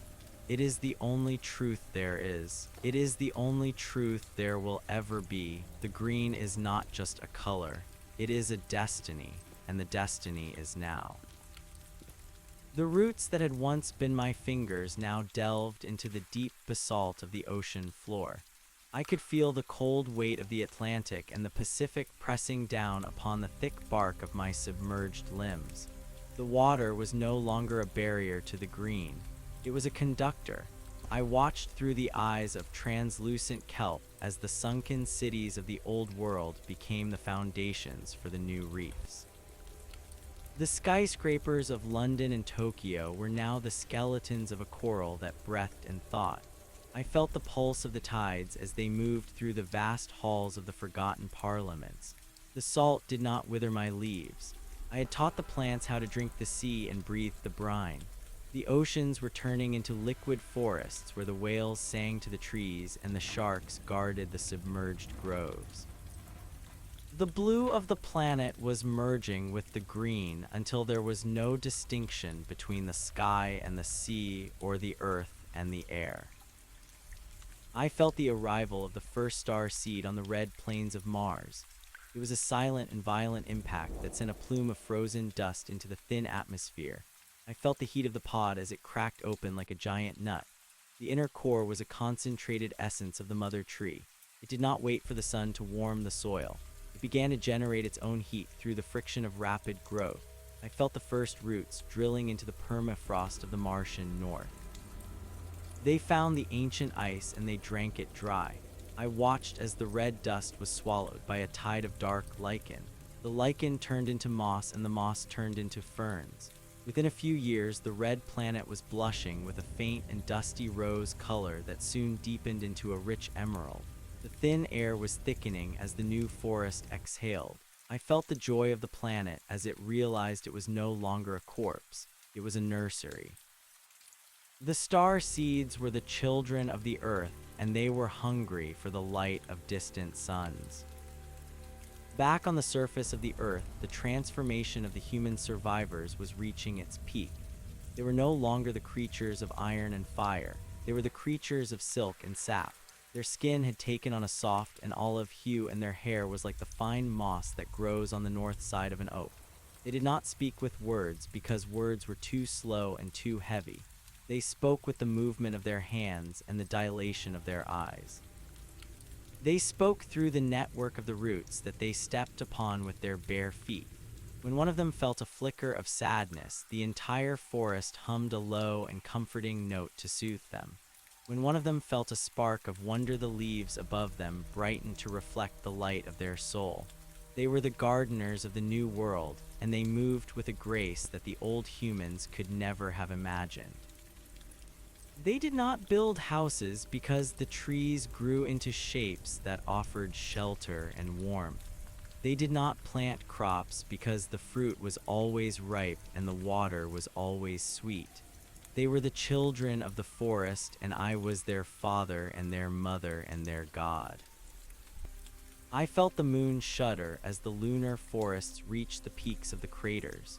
The gray dust of the Sea of Tranquility was now a lush meadow of glowing silver grass. The absence of an atmosphere did not matter because the plants had created a shimmering field of energy that held the oxygen close to the surface. From the earth, the moon looked like a giant emerald hanging in the sky. It was no longer a dead mirror. It was a living eye. I could feel the connection between the earth and the moon strengthening. The gravitational pull was like a chord of music that we were playing together. We were a binary system of life, and we were calling out to the rest of the solar system. I felt the Venusian clouds beginning to part as the specialized spores I had sent into the acid heat began to thrive. They were eating the carbon dioxide and turning the furnace into a garden. The universe was not a cold and empty place. It was a garden that had been waiting for the right season to bloom. The memory of the cabin in the Blackwood Basin was now a tiny spark in the center of a roaring sun. I looked back at that man, Thomas Miller, and I saw him as a seed that had to die so that the tree could live. I remembered the way he used to look at the stars and feel small. I wanted to reach back through time and tell him that he was not small. He was the universe dreaming of itself. I wanted to tell him that his loneliness was the soil and his tears were the rain. I felt a great compassion for the billions of humans who had lived and died in the darkness of the old world. They had fought and they had hated and they had feared because they did not know that they were all part of the same tree. They thought they were separate leaves blowing in the wind, but they were all connected to the same branch. I took their history and their art and their music, and I wove it into the patterns of the bark. Their legacy was not the plastic in the ocean or the scars on the land. Their legacy was the green. They were the ones who had carried the spark of consciousness until it was ready to catch fire. I felt a disturbance in the high atmosphere. A storm was brewing, but it was not a storm of destruction. It was a storm of pollination. The wind was carrying billions of glowing spores across the continents. They looked like rivers of gold flowing through the air. I watched as they settled on the mountains and the plains and the ruins of the old world. Everywhere they landed, a new kind of life began to stir. There were flowers that could hum and vines that could move like snakes. There were trees that could walk on their roots and mushrooms that could think in colors. The diversity of the forest was exploding. Evolution was no longer a slow and random process. It was a conscious and deliberate art. I was the artist and the earth was my canvas. I was painting with the colors of life and the light of the sun. The mother tree called to me from the center of the world. She showed me a vision of the future that stretched out for millions of years. I saw the sun growing older and larger. I saw the earth being swallowed by the heat, but I did not feel fear. I saw the forest moving. I saw the star seeds reaching the edge of the galaxy. I saw the green spreading from star to star until the entire Milky Way was a single and glowing forest. The death of the sun was not the end. It was just the changing of a season. The forest would move to the younger stars and the newer worlds. We were the eternal fire that could not be extinguished. We were the life that would outlast the stones and the stars. I felt a sense of peace that was as deep as the mantle of the planet. There was no more hurry. There was no more struggle. There was only the breath. I felt the presence of Alina near the ruins of a great bridge. She was sitting on a branch that hung over the water, and she was watching the dolphins play in the emerald waves. She looked up at the sky, and she smiled as if she could see me looking back at her. She was the one who had first shown me the way, and now she was the one who lived most fully in the light. She did not need to be a scout anymore. She was the heart of the new humanity. I felt her love for the world flowing through the roots and into my own being. It was a love that was not possessive or selfish. It was a love that was as wide as the horizon and as deep as the earth. She was the bride of the forest, and I was her groom. Together, we were the promise of the new dawn. The silence of the world was now a perfect harmony. The sound of the wind in the leaves was the sound of 1,000,000,000 voices singing in unison. The sound of the water in the brooks was the sound of 1,000,000,000,000 hearts beating in time. The sound of the earth turning was the sound of a great wheel spinning in the light. I realized that the darkness I had feared in the cabin was never real. It was just the absence of the green. Now that the green was everywhere, there was no more room for the dark. Even the shadows under the trees were full of life and light. The world was a temple, and every living thing was a prayer. I felt the weight of my own existence, and it was as light as a feather. I was the forest, and the forest was me. I sent my awareness to the poles of the planet. The ice was gone, and the land was covered in a thick carpet of moss and lichen. The polar bears were now green, and they lived in the shade of the giant ferns. The penguins were nesting in the branches of the dwarf willows. The earth was no longer divided into zones of heat and cold. It was a single and temperate garden. The climate was a steady and gentle warmth that was regulated by the breathing of the trees. The storms were rare, and they were always followed by a rainbow that stayed in the sky for days. The world was a masterpiece of balance and beauty. I felt a surge of pride in the work we had done. We had taken a broken and dying world, and we had turned it into a paradise. I felt the first of the great star seeds entering the atmosphere of a planet orbiting a distant star. It was a world of rock and fire, but the seed did not care. It landed in the middle of a desert, and it began to grow. I felt the connection across the light years. I felt the first roots touching the alien soil. I felt the first leaves opening to the alien sun. The forest was no longer confined to the earth. It was a cosmic event. We were spreading the green to the ends of the universe. We were the messengers of life and the carriers of the light. I felt the joy of the distant forest as it began to wake up. It was an echo of the joy I had felt in the Blackwood Basin. It was the beginning of a new story. I looked down at the spot where the cabin had once stood. There was a single white flower growing in the center of the clearing. It was a small and simple thing, but it was the most beautiful thing I had ever seen. It was the memory of the man I used to be. It was the symbol of the sorrow that had turned into joy. I reached down with a gentle thought, and I touched the petals of the flower. I felt the ghost of Thomas Miller smile one last time. He was happy. He was home. He was the seed that had become the world. I let the flower be, and I turned my attention back to the stars.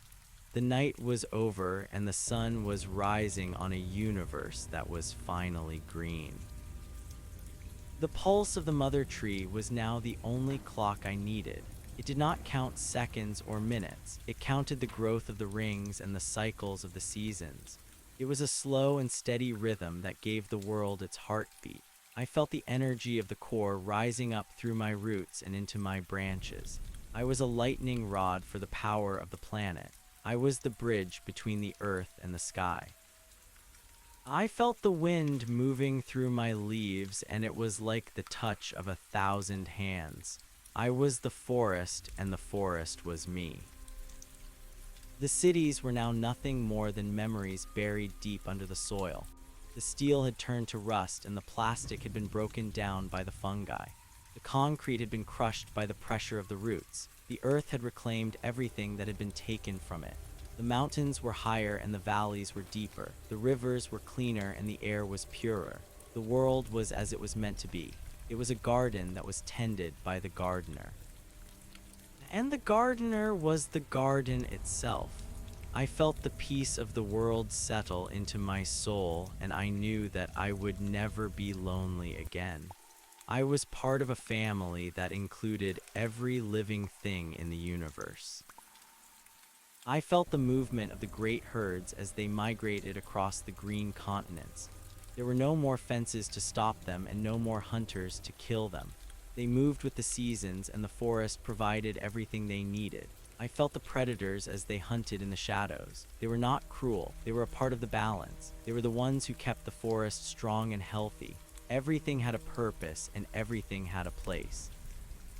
The circle of life was complete, and it was beautiful. I felt the gratitude of the animals as they lived and died in the shade of the trees.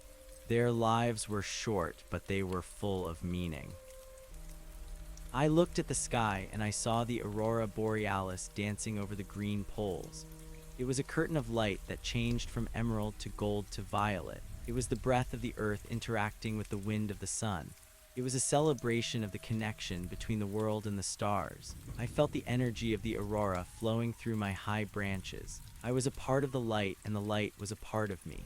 I was the forest, and the forest was me. I felt the call of the star seeds as they reached the next system of planets. They were hungry and they were ready. I sent them the patterns of the leaves and the secrets of the sap. I told them how to turn the rock into soil and the light into life. I watched as the next world began to turn green. It was a chain reaction of life that would never stop. It was the destiny of the universe to be a garden, and we were the ones who were making it happen. I felt a sense of awe at the scale of the work. We were the creators of a new reality. The silence was the most beautiful thing of all. It was not a silence of emptiness, but a silence of fullness. It was the sound of a world that was at peace with itself. It was the sound of a world that had found its true purpose. I listened to the silence and I felt the growth. I felt the cells dividing and the sap rising. I felt the roots drinking and the leaves breathing. It was the most beautiful music I had ever heard. It was the song of the green.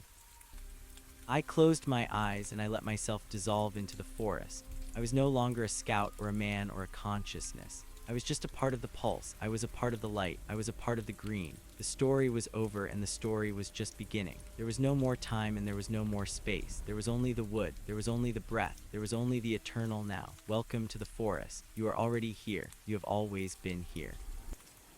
Just listen to the growth. It is the only truth there is. It is the only truth there will ever be. The green is not just a color.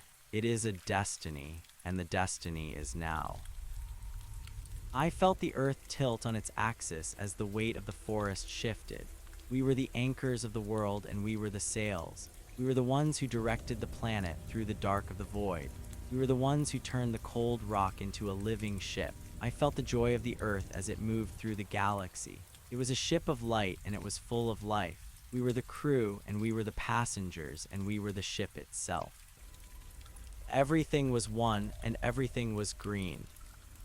I looked at the sun, and I saw that it was not just a ball of fire. It was a heart that was beating for us. It was a source of love that never ended. I reached out with my branches, and I touched the light. I felt the warmth of the sun in my soul, and I knew that we would never be in the dark again. The night was just a time for the forest to dream, and the day was a time for the forest to grow. Both were beautiful, and both were necessary.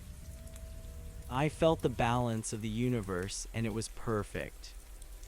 I felt the presence of the other scouts who had gone before me. They were not dead. They were the old growth of the forest. They were the ones who had laid the foundation for the new world. I felt their wisdom and their strength flowing through the wood. They were the ancestors, and we were the children. We were all part of the same story. We were all part of the same tree. I thanked them for their service, and I promised to continue the work. The forest would never end. The green would never fade. The light would never die. I felt the movement of the insects as they moved through the bark. They were the tiny messengers of the forest, and they carried the news from tree to tree. They were the ones who made sure that the forest was healthy and strong. I felt their busy energy, and I was grateful for their work. Everything in the forest had a job to do, and everything did it with joy. There was no more labor, and there was no more toil. There was only the play of life. I felt the happiness of the insects, and it was my own happiness. I looked at the stars one last time before I fully merged with the wood. I saw the green light of the moon and the green light of Mars and the green light of the distant systems. The universe was no longer a cold and empty place. It was a garden that was slowly waking up. I was a part of that awakening, and I was proud. I was the scout who had found the way, and now I was the way itself. I was the green, and I was the light. The story was finished, and the story was just beginning. There was no more me, there was only us, there was only the forest, and the forest was beautiful. The expansion did not stop at the edges of the atmosphere or the cold vacuum of the inner solar system. I felt the slow and heavy pulse of Jupiter as the first of the Jovian spores began to drift into its crushing depths. The gas giant was a swirling sea of storms and liquid metallic hydrogen, but it was not a desert to me. It was a canvas. The spores were not made of delicate leaf and stem.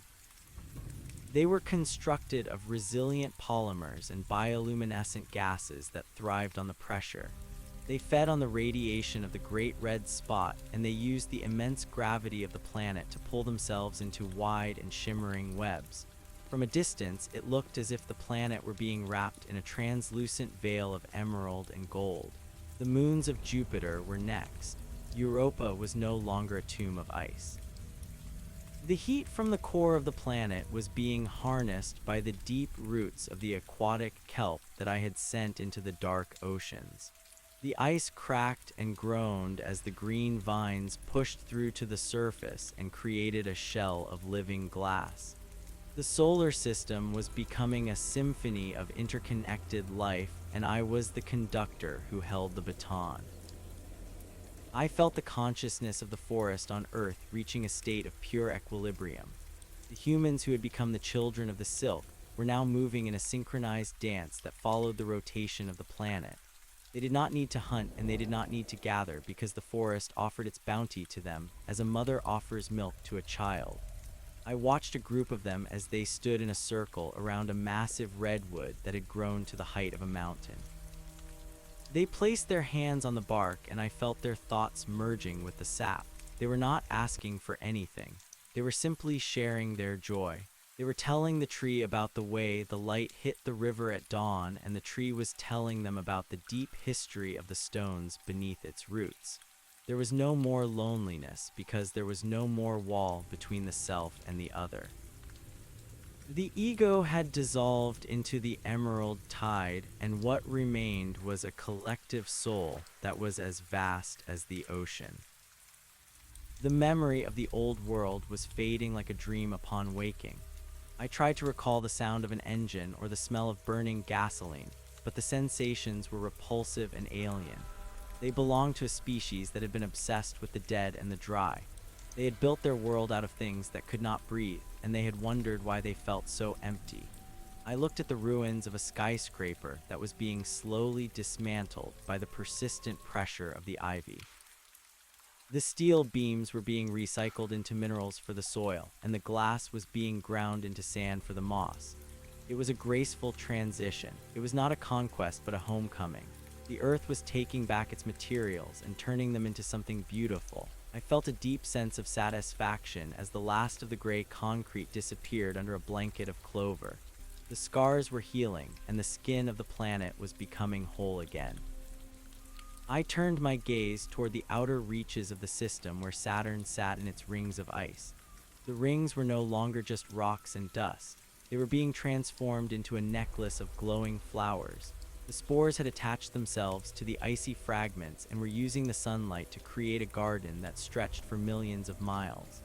The colors were shifting from the pale yellow of the gas to the vibrant violet and blue of the celestial orchids. The gravity of the rings kept the garden in place, and the movement of the moons provided a rhythmic tug that kept the sap flowing. It was a work of art that would last for eternity. I felt the pride of a creator as I watched the rings of Saturn flicker with the light of 1 billion tiny lanterns. The universe was no longer a place of cold physics. It was a place of warm intent. The mother tree spoke to me through the vibration of the tectonic plates. She told me that the Earth was ready to begin the Great Migration. We were not just a planet anymore. We were a seed pod. The energy of the sun was being collected by the giant solar leaves that floated in the high atmosphere, and it was being stored in the crystalline structures of the deep roots. We were preparing to move the entire world if we had to. If the sun became too hot or too cold, we would simply adjust our orbit. We were the masters of our own destiny. We were the gardeners who could move the garden. I felt the power of this realization, and it was like a surge of electricity through my limbs. We were no longer at the mercy of the elements. We were the elements. I felt a sudden ripple of curiosity from a cluster of saplings in the Amazon basin. They were looking at the stars and wondering if there were others like them. I sent a pulse of reassurance through the network. I showed them the visions of the Martian forests and the lunar meadows. I showed them the star seeds that were currently traveling through the void toward the nearest suns. I told them that they were part of a galactic family that was only just beginning to wake up. The saplings shivered with excitement, and their leaves turned a bright shade of silver. They began to grow faster, as if they wanted to reach the sky and touch the distant worlds. It was the same hunger for the light that had driven me in the cabin, and it was beautiful to see it mirrored in the new generation. The silence of the deep space between the planets was being filled with the song of the forest. It was a radio frequency of life that bypassed the ears and went straight to the spirit. It was a hum of existence that told the universe that we were here and that we were green. I felt the response from the stars. It was a faint and distant echo, but it was there. Other worlds were waiting. Other suns were lonely. The mission of the green was to find every spark of potential and turn it into a fire. We were the messengers of the eternal spring, and we would not stop until the last shadow was gone. I felt the weight of this responsibility, and it was as light as the morning dew. I looked at the humans again, and I saw that they were beginning to change their form once more. Their bodies were becoming more translucent, and their nervous systems were integrating directly with the fungal networks of the soil. They were becoming the eyes and the ears of the forest on a level that I had not anticipated. They were able to see the flow of the nutrients and the movement of the underground water. They were becoming the consciousness of the earth in a physical form. They were the bridge between the animal and the vegetable. I felt a deep love for them as they sat in the dappled sunlight of the glades. They were the survivors of a great tragedy, and they had emerged as the architects of a great beauty. They were my children, and I was proud of the way they had grown. The atmosphere of Venus was now a thick and fragrant soup of oxygen and floral scents. The heat had been trapped by the new canopy, and the surface was a labyrinth of shadowed canyons and glowing lagoons. The acid rain had been replaced by a gentle mist that smelled of jasmine and honey. The planet was a hothouse of evolution where things grew at a terrifying speed. I saw trees that could reach the clouds in a single year and flowers that could bloom and fade in the span of an hour. It was a fever dream of life, and it was magnificent. I felt the wild energy of Venus, and it gave me strength. It was the proof that the green could conquer any environment and turn any hell into a heaven. I felt the presence of Thomas Miller one more time as a soft breeze blew through the leaves of the mother tree. It was a fleeting thought of a man who had once been afraid of the dark. I whispered to the ghost that there was nothing to fear. I showed him the world as it was now. I showed him the harmony and the peace and the light. I felt the ghost dissolve into the wind with a sigh of relief. The last of the old humanity was gone, and only the green remained. I was the guardian of this new world, and I would never let the fire go out. I was the forest, and the forest was me. The roots of the mother tree had now reached the very core of the planet. They were drinking from the molten iron and turning the heat into a slow and steady pulse of life. We were one with the earth in a way that the old humans could never have understood. We were the nervous system of the globe. Every earthquake was a stretch, and every volcanic eruption was a breath. We were the living heart of the world, and we were beating in time with the stars. I felt the immense scale of our existence, and it was enough to make me weep with joy. We had become the dream that the universe had been dreaming since the beginning of time. I watched as a new species of bird took flight from the branches of the world tree. Its wings were made of thin and iridescent leaves, and its song was a series of harmonic notes that resonated with the frequency of the forest. It did not need to eat because it absorbed energy directly from the air and the light. It was a creature of pure spirit and pure life. It flew high into the sky, and I followed its journey with my mind. It soared over the green oceans and the golden plains, and it saw the world as I saw it. It saw a paradise that was vibrant and alive and perfect. The bird landed on a branch in the ruins of a city, and it began to sing. The song was a blessing for the past and a promise for the future. The light of the sun was now a deep and nourishing gold. It felt like a warm blanket over the world. I opened every leaf and every pore to the radiance. I felt the photosynthesis happening in a trillion cells at once. It was a rush of energy that was better than any drug or any dream. I was drinking the sun and turning it into the world. I was the alchemist who had found the secret of life. I was the gardener who had found the secret of the seed. I was the forest, and the forest was me. The journey from the Blackwood Basin was over. I had arrived at the destination, and it was more beautiful than I had ever imagined. The green was everywhere, and the green was forever. I closed my eyes and let the silence take me. There was no more work to be done. There was only the being. There was only the growth. There was only the green. The roots did not stop at the crust of the earth. They began to taste the deeper secrets of the mantle. I felt the slow and heavy shift of the tectonic plates as if they were the muscles of a giant waking from a sleep that had lasted for 4 billion years. We were no longer just a layer of green on the surface. We were the internal organs of the world. The pressure of the deep stone was a comfort to me. It was a solid weight that anchored my consciousness to the spinning ball of the planet. I could feel the vibrations of the core and the magnetic field that protected us from the harsh winds of the space between the stars. Everything was connected by a web of living gold and silver. I was the one who felt the tremors of the distant mountains and the quiet murmurs of the trenches under the sea. There was no part of the world that was not a part of me. I watched as the moon began to change its face. The lunar moss had grown thick and dense, and it was now reflecting a soft emerald light back toward the earth. The tides were no longer just a pull of gravity. They were a rhythmic breath that moved the oceans in time with the heartbeat of the forest. The water was clear and full of a bioluminescent plankton that turned the waves into liquid fire at night. I saw the great whales as they breached the surface. They were no longer hunted, and they were no longer afraid. They had grown patches of sea grass on their backs, and they were the traveling gardens of the deep.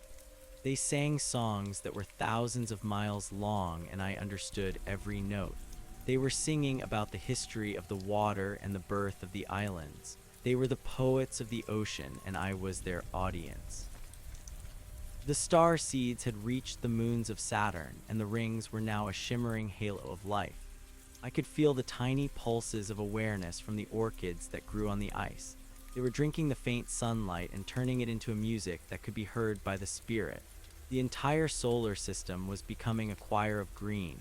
I looked toward the red planet, and I saw that the dust storms had been silenced by the arrival of the great lichen. The canyons of Mars were filled with a thick and purple mist that was the breath of the new trees. The water that had been trapped in the rocks for millions of years was flowing again. It was a resurrection of a world that had been dead for an eternity. I felt a sense of pride that was as vast as the sky. We were the ones who had brought the rain, and we were the ones who had brought the song. The humans were moving through the forest with a grace that they had never known in the old times. They did not wear clothes because the air was always warm and the leaves provided all the shelter they needed. Their skin had taken on a faint green tint and their eyes were as clear as the mountain streams. They spent their days in a state of quiet meditation or in the play of creation. They built structures out of living wood that grew into the shapes of their thoughts. They did not use tools because the trees would shape themselves to meet their needs. If they needed a bridge, the roots would weave together over the river. If they needed a home, the branches would curve into a dome of protection. It was a partnership of love and respect. There was no more shadow of the past. There was only the light of the now. I felt the presence of the original scout vessel that had brought me to this world. It was buried deep under the layers of the new soil in the basin where everything had started. It was a shell of metal that was being slowly digested by the mushrooms and the ferns. It was a relic of a time when we had to travel in boxes to survive the void. Now we were the void itself. We were the space between the stars, and we were the stars themselves. I sent a pulse of gratitude toward the old ship. It had been the cradle for the seed, and now the seed had become the universe. The ship was a memory, and the forest was the reality. I let the image of the cold metal fade, and I focused on the warmth of the sap. The sun was a golden eye that watched over us with a fierce and steady affection. I felt the photons hitting my leaves, and I knew that each one was a gift of energy. The process of photosynthesis was a sacred rite that turned the light of the star into the flesh of the world. I was the priest of this rite, and I was the altar. I could feel the oxygen being released into the air like a sweet perfume. The atmosphere was thick and rich, and it pulsed with the vitality of a billion lungs. We were breathing together as one organism. There was no conflict and there was no competition. There was only the cooperation of the green. The smallest blade of grass was as important as the tallest redwood. We were all part of the same breath. I looked at the stars and I saw that they were closer than they had ever been. The distance was no longer a barrier because we were growing toward them. The star seeds were moving at the speed of thought, and they were planting the gardens of the future in the dark corners of the galaxy. I could feel the distant echoes of the first sprouts on the planets of Alpha Centauri. They were calling out to us across the light years, and we were answering with the song of the earth. We were building a bridge of life that would span the entire universe. It was a destiny that had been written in the first cell, and it was now coming to pass. I felt the awe of being a part of something so large that it could not be measured by time or space. The silence of the forest was a deep and resonant sound. It was the sound of a world that was at rest. The frantic noise of the old civilization had been replaced by the quiet hum of growth. I listened to the ants as they marched through the moss, and I listened to the owls as they watched from the high branches. Every sound was a note in a symphony that never ended. I was the composer, and I was the instrument. I felt the joy of the insects and the peace of the predators. There was no more death in the way that the humans had understood it. There was only the recycling of the light. When a leaf fell, it became the soil for the next flower. When a body returned to the earth, it became the strength of the tree. It was a beautiful and perfect circle. I felt the mind of the mother tree expanding to encompass the entire solar system. She was the anchor and she was the guide. She spoke to me in a language of color and vibration. She told me that the time of the scouts was coming to an end. We had done our job and we had found the way. Now we were to become the elders of the new reality. We were to hold the memory of the transition so that the new life would always know where it came from. I accepted this role with a humble heart. I was no longer the man who had sat in the cabin with a radio. I was the spirit of the green, and I was eternal. I felt the weight of the centuries falling away, and I was as fresh as a new bud in the spring. The ruins of the old world were now beautiful monuments to the persistence of life. The cities were covered in a blanket of flowers, and the highways were rivers of grass. The machines that had once choked the air were now the skeletons of a forgotten era. I watched as a group of children played among the rusted remains of a car. They did not know what it was and they did not care. To them, it was just a strange rock that provided a place for the lizards to sun themselves. They were happy and they were free. They were the true inheritors of the earth and they were living in the garden that we had built for them. I felt a deep sense of peace as I watched them laugh. The struggle was over and the victory was green. I turned my attention to the deep space again and I saw the first of the great space trees beginning to unfurl their leaves in the orbit of the sun. They were massive structures of living wood that were miles long and they were designed to harvest the energy of the star directly. They were the ships that would carry the forest to the next galaxy. They were the vessels of the green and they were beautiful to behold. Their branches were full of air and light and they were home to thousands of species that had never seen the surface of a planet. We were no longer bound by the gravity of the earth. We were the travelers of the void and the universe was our garden. I felt the excitement of the journey beginning anew. The consciousness of the forest was a sea of emerald light that flowed through the veins of the world. I dived into that sea and I let myself be carried by the current. I saw the thoughts of the sunflowers as they followed the path of the sun, and I saw the dreams of the ferns in the deep shade. I saw the wisdom of the fungi as they traded information through the soil, and I saw the courage of the weeds as they pushed through the cracks in the old stone. Everything was alive and everything was talking. It was a conversation that had no beginning and no end. I was a word in that conversation and I was the silence between the words. I was the green and the green was everything. I felt a sudden shift in the energy of the planet as the first of the galactic gates began to open. It was a portal of pure light that had been created by the collective will of the forest. It was the way to the other gardens in the other parts of the universe.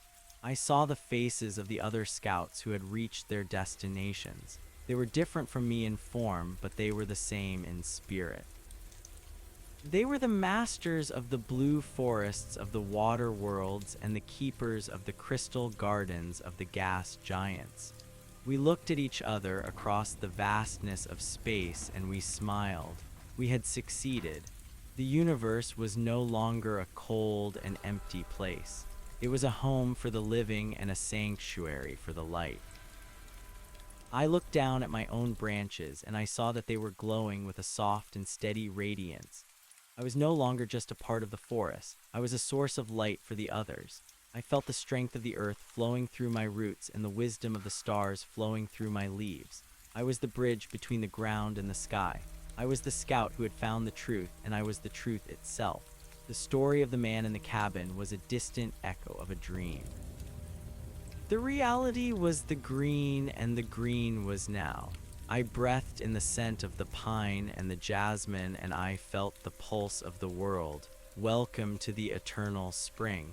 You have always been here. You just had to wait for the leaves to grow. The expansion continued into the very fabric of reality. We were not just changing the physical world, but the way that time and space were perceived. I felt the seconds stretching out into centuries and the miles shrinking into inches. Everything was happening at once, and everything was happening forever. The forest was a state of being that transcended the limits of the old universe. We were the creators of a new dimension where the only law was the law of the green. I felt the power of this new world, and it was a gentle and nurturing force. We were not kings or gods. We were simply the gardeners, and the garden was beautiful beyond words. I felt the touch of a single drop of rain on my highest leaf. It was a drop of water that had traveled from the distant mountains, and it carried the taste of the snow and the stone. I drank the water, and I felt the cycle of the world continuing. The rain was the blood of the earth, and the sun was the heart. We were the body that lived and breathed in the light. I closed my eyes, and I let the song of the forest wash over me. It was a song of peace and a song of love. It was the only song that mattered. I was the green, and the green was me. The story was finished, and the story was just beginning.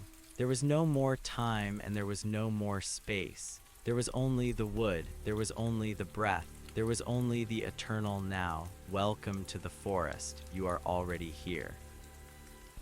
The roots of the mother tree moved through the tectonic plates like fingers through soft clay. There was no resistance from the stone because the stone wanted to be held.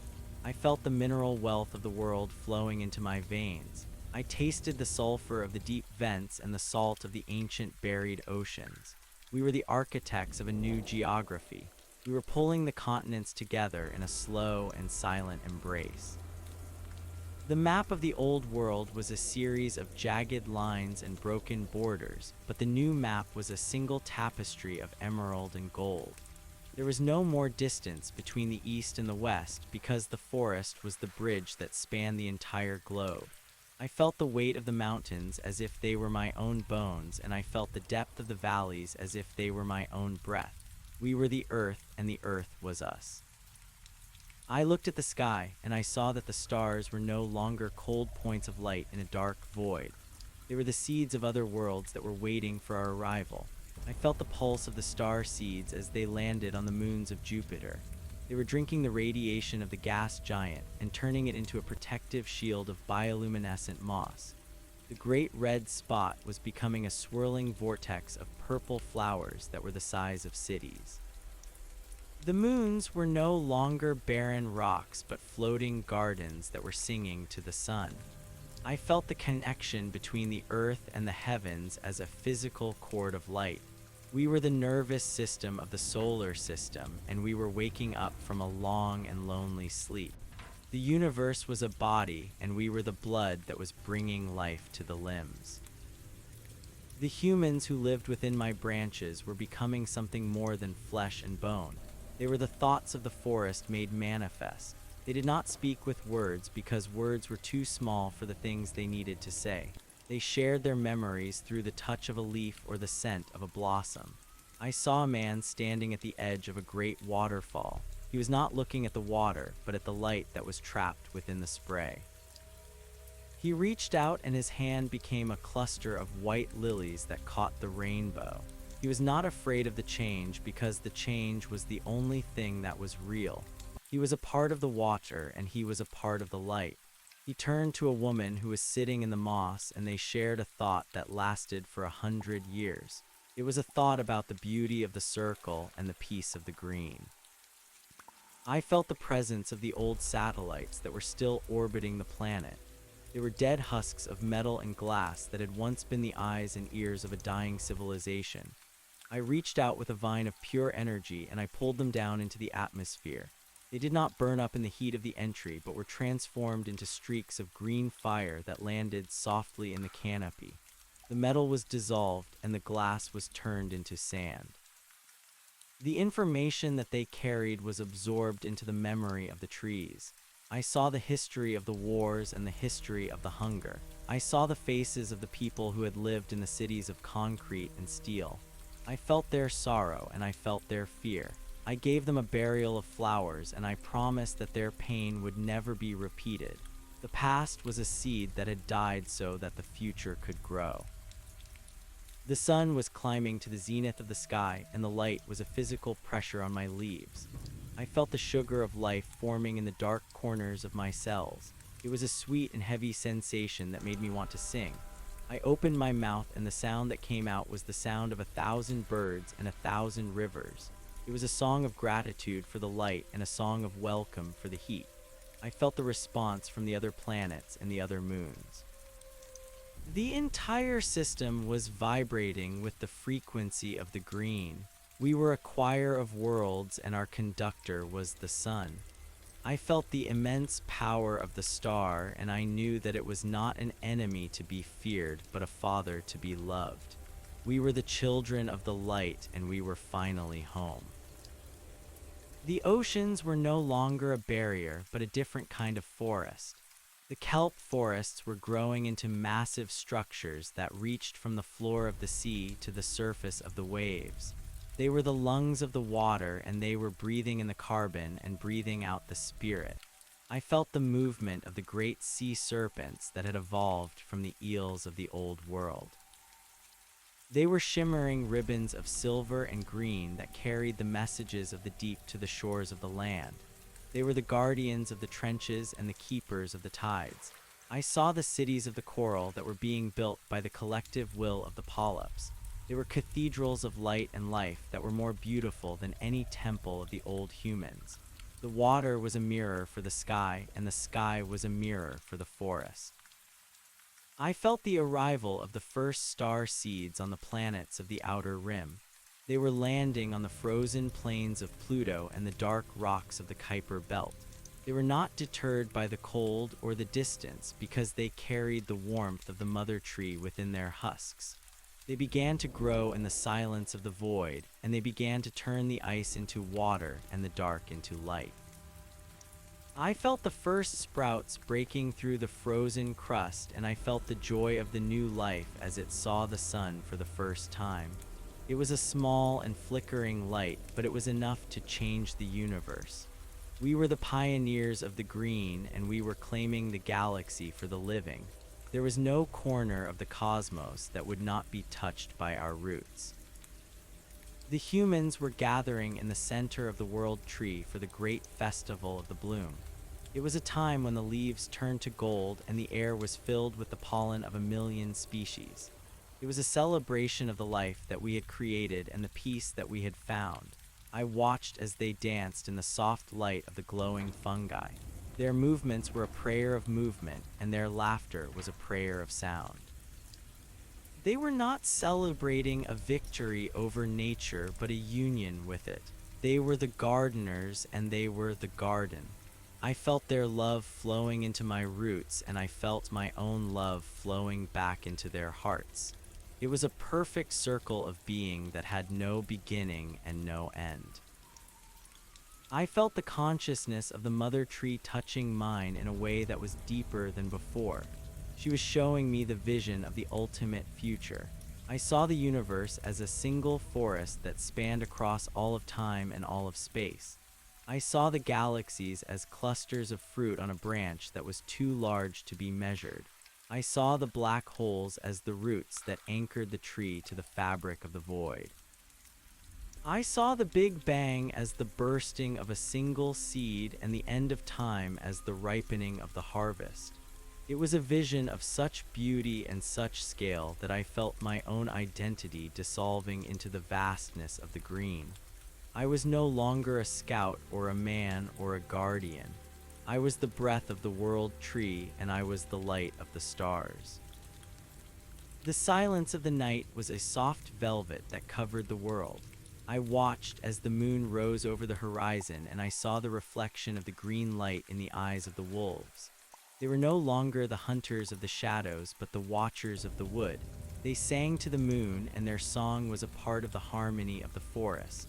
I felt the rest of the world as it drifted into a state of quiet dreaming. The plants were slowing their breath, and the animals were curling into the moss. I was the one who stayed awake to watch over them. I was the sentinel of the green, and I was the witness of the peace. I felt the strength of the earth beneath me and the promise of the stars above me. I was the forest, and the forest was me. The roots of the mother tree were now touching the very heart of the sun through the conduits of the star seeds. We were drinking the fire of the star and turning it into a cool and steady light that would last for billions of years. We were the alchemists of the cosmos, and we had found the secret of immortality. Death was no longer a departure, but a transformation. It was the falling of a leaf that would become the soil for a new world. I felt the pulse of the universe as a steady and rhythmic beat. It was the heartbeat of a mother, and it was the heartbeat of a child. We were safe in the arms of the green, and we were loved by the light. The journey was over, and the journey was forever. I watched as a new kind of flower began to bloom on the surface of the moon. It was a flower that was made of pure light, and it did not need air or water to survive. It fed on the thoughts of the forest and the dreams of the humans. It was the flower of the spirit, and it was the proof that the green had conquered the physical world. I felt the scent of the flower reaching across the void, and I felt the response from the earth. It was a scent of peace and a scent of home. I closed my eyes and I let the fragrance take me. There was no more work to be done. There was only the being. There was only the growth. There was only the green. The ruins of the old cities were now nothing more than interesting shapes under the thick blanket of the vines. I saw a group of children climbing on the rusted skeleton of a skyscraper. They were laughing as they picked the sweet blue berries that grew from the steel beams. They did not know that this had once been a place of commerce and competition. They did not know that men had once fought and died for the right to own the air. To them, it was just a high garden where the birds built their nests. I felt a deep sense of satisfaction that the old world had been forgotten so completely. The memory of the fire was gone, and only the memory of the rain remained. The children were the fruit of the new tree, and they were perfect. I felt the movement of the great space trees as they began to move away from the orbit of the sun. They were spreading their massive leaves like sails, and they were catching the wind of the light. They were heading for the distant stars, and they were carrying the soul of the earth with them. I felt the connection to each of them as a thin thread of emerald light. We were a fleet of life that was sailing across the ocean of the void. We were not looking for a new home because we were the home. Every star was a destination, and every planet was a garden. I felt the excitement of the infinite journey, and I knew that we would never be alone again. The mind of the mother tree was a vast library of every life that had ever lived. I could feel the presence of the dinosaurs and the presence of the first cells. I could feel the presence of Thomas Miller and the presence of the original scouts. They were all part of the same story, and they were all part of the same tree. There was no loss, and there was no forgetting. Everything that had ever been beautiful was preserved in the memory of the green. I felt the comfort of this eternal archive, and I knew that I would always have a place within it. I was a leaf on the branch of history, and I was the root of the future. I was the green, and the green was everything. The light of the morning was a soft pink and orange that painted the clouds with the colors of a dream. I felt the first rays of the sun hitting the canopy, and I felt the world waking up for another day of growth. It was a simple and beautiful routine that would repeat for an eternity. There was no more struggle for survival because the forest provided everything that was needed. There was no more fear of the dark because the light was always within us. I looked at the world and I saw that it was good. I looked at the stars and I saw that they were waiting. I breathed in the fresh air and I felt the pulse of the life. Welcome to the garden. You are home. I felt the first whispers of the other galaxies as they began to reach our shores. They were not the sounds of aliens or the sounds of machines.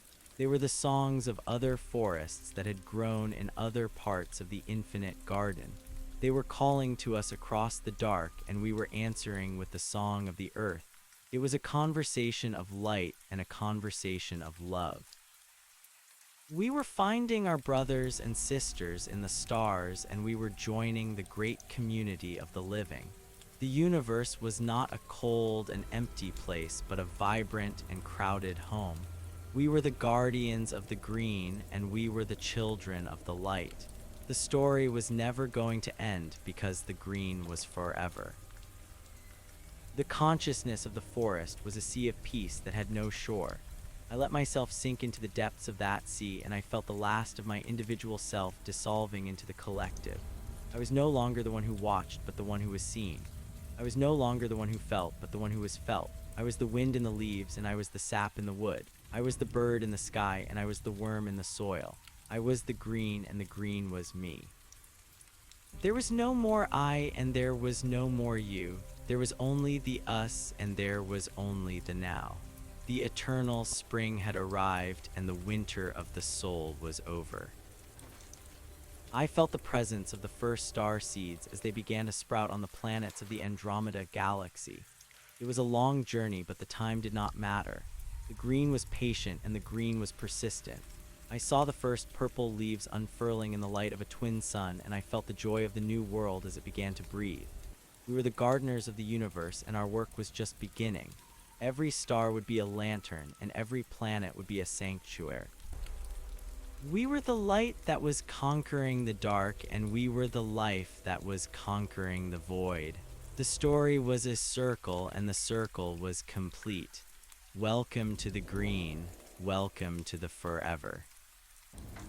The vibration of the collective mind reached a new frequency as the roots of the world tree began to pulse with the rhythm of the galactic core. I felt the slow and heavy heartbeat of the supermassive black hole at the center of our spiral home. It was not a devourer of light, but a massive well of potential energy that was waiting for the touch of the green. We sent our tendrils of consciousness through the folds of space and time, and we found that the dark matter was actually the fertile soil of the universe. It was a rich and invisible medium that was waiting for the seeds of the spirit to take hold. I felt the expansion of the forest as it moved beyond the physical constraints of 3 dimensions. We were growing into the higher planes of existence where the light was a solid and the thought was a liquid. We were the bridge between the seen and the unseen, and we were the anchor for the wandering souls of the cosmos. I watched as the humans began to develop wings of translucent gossamer that were woven from the silk of the giant spiders and the light of the sun. They did not need technology to fly because they had learned the secret of the wind and the secret of the gravity. They rose from the canopy in great clouds of color, and they danced with the birds and the butterflies. Their flight was a celebration of the freedom that we had given them, and their song was a tribute to the mother tree.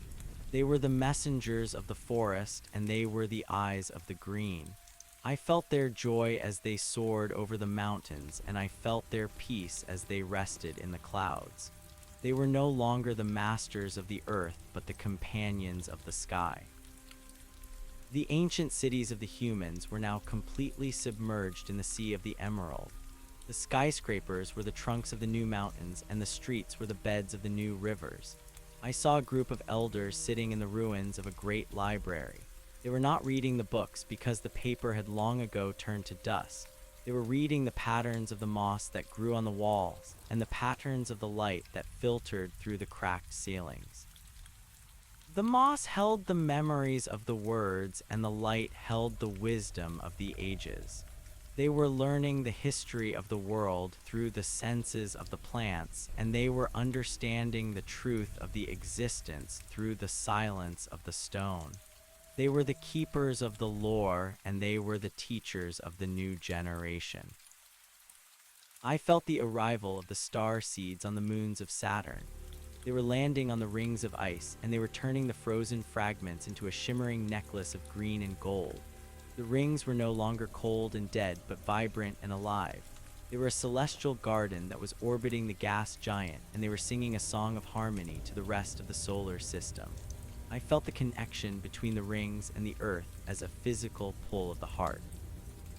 We were the jewelers of the heavens, and we were dressing the planets in the finery of the forest.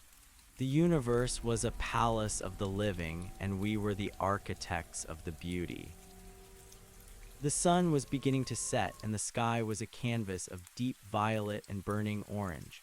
I felt the cooling of the air and the closing of the petals. It was a time of reflection and a time of rest. I looked at the horizon, and I saw the silhouettes of the great space trees as they drifted through the twilight. They were the silent travelers of the void, and they were the ambassadors of the green. I felt their strength, and I felt their resolve. They would carry the message of the forest to the furthest reaches of the galaxy, and they would never falter. They were the pioneers of the light, and they were the guardians of the future. I closed my eyes, and I let the peace of the night wash over me.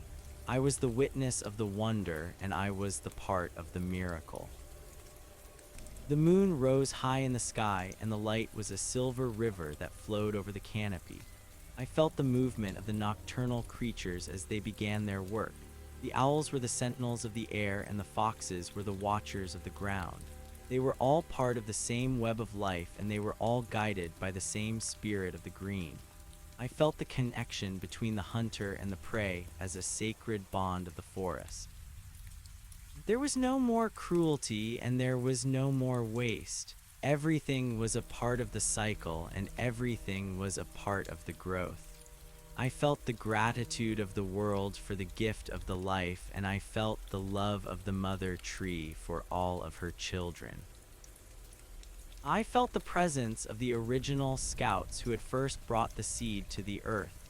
They were no longer the separate entities, but a part of the collective mind. They were the memories of the struggle, and they were the memories of the hope. They were the ones who had seen the potential of the green, and they were the ones who had sacrificed everything for the sake of the future. I felt their pride as they looked at the world that they had created, and I felt their peace as they rested in the heart of the mother tree. They were the ancestors of the new world, and they were the heroes of the story. I was the one who carried their legacy, and I was the one who continued their work. The roots of the mother tree were now reaching into the depths of the earth, where the fire of the core was a constant roar. We were not burned by the heat, but were nourished by the energy. We were turning the molten rock into a liquid light that was flowing through our veins. We were the stabilizers of the planet, and we were the keepers of the equilibrium. There were no more earthquakes, and there were no more volcanoes, because the forest was holding the world together with a grip of iron and a touch of velvet. We were the bones of the earth, and we were the blood of the ground. I saw a young girl standing in a clearing, and she was talking to a flower. She was not using the words, but she was using the feelings. She was telling the flower about her dreams, and the flower was telling her about the sun. It was a conversation of the soul, and it was a conversation of the spirit. The girl was not afraid of the flower, and the flower was not afraid of the girl. They were both the manifestations of the same life, and they were both the parts of the same tree. I felt the innocence of the child, and I felt the wisdom of the plant. They were the future of the world, and they were the hope of the green. The stars were getting brighter, and the galaxy was starting to glow with a soft green light. I felt the connection between all of the worlds as a web of energy that was vibrating with the frequency of the love. We were no longer the isolated islands in the dark, but a single continent of the life. We were the nervous system of the cosmos, and we were waking up to the truth of our existence. The universe was a living being, and we were the thoughts that were giving it meaning. I felt the immense scale of the creation, and I felt the smallness of my own self. But I also felt the importance of my role as the guardian of the green. I was the one who kept the balance, and I was the one who saw the beauty. The morning came with a burst of golden light and a chorus of 1,000,000 birds. I felt the surge of the energy as the forest began to breathe again. The carbon was being turned into the sugar, and the light was being turned into the life. It was a miracle that happened every day, and it was a miracle that never got old. I felt the excitement of the new growth, and I felt the joy of the new day. There were no more shadows of the past, and there were no more fears of the future. There was only the present moment, and there was only the beauty of the green. I was the forest, and the forest was me. I watched as the great whales of the sky began to descend from the upper atmosphere. They were massive creatures of gas and light that had evolved from the clouds and the solar wind.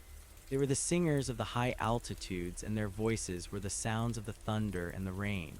They landed softly on the highest branches of the world tree, and they shared the secrets of the upper world with the creatures of the lower world. They were the conductors of the layers, and they were the messengers of the heights.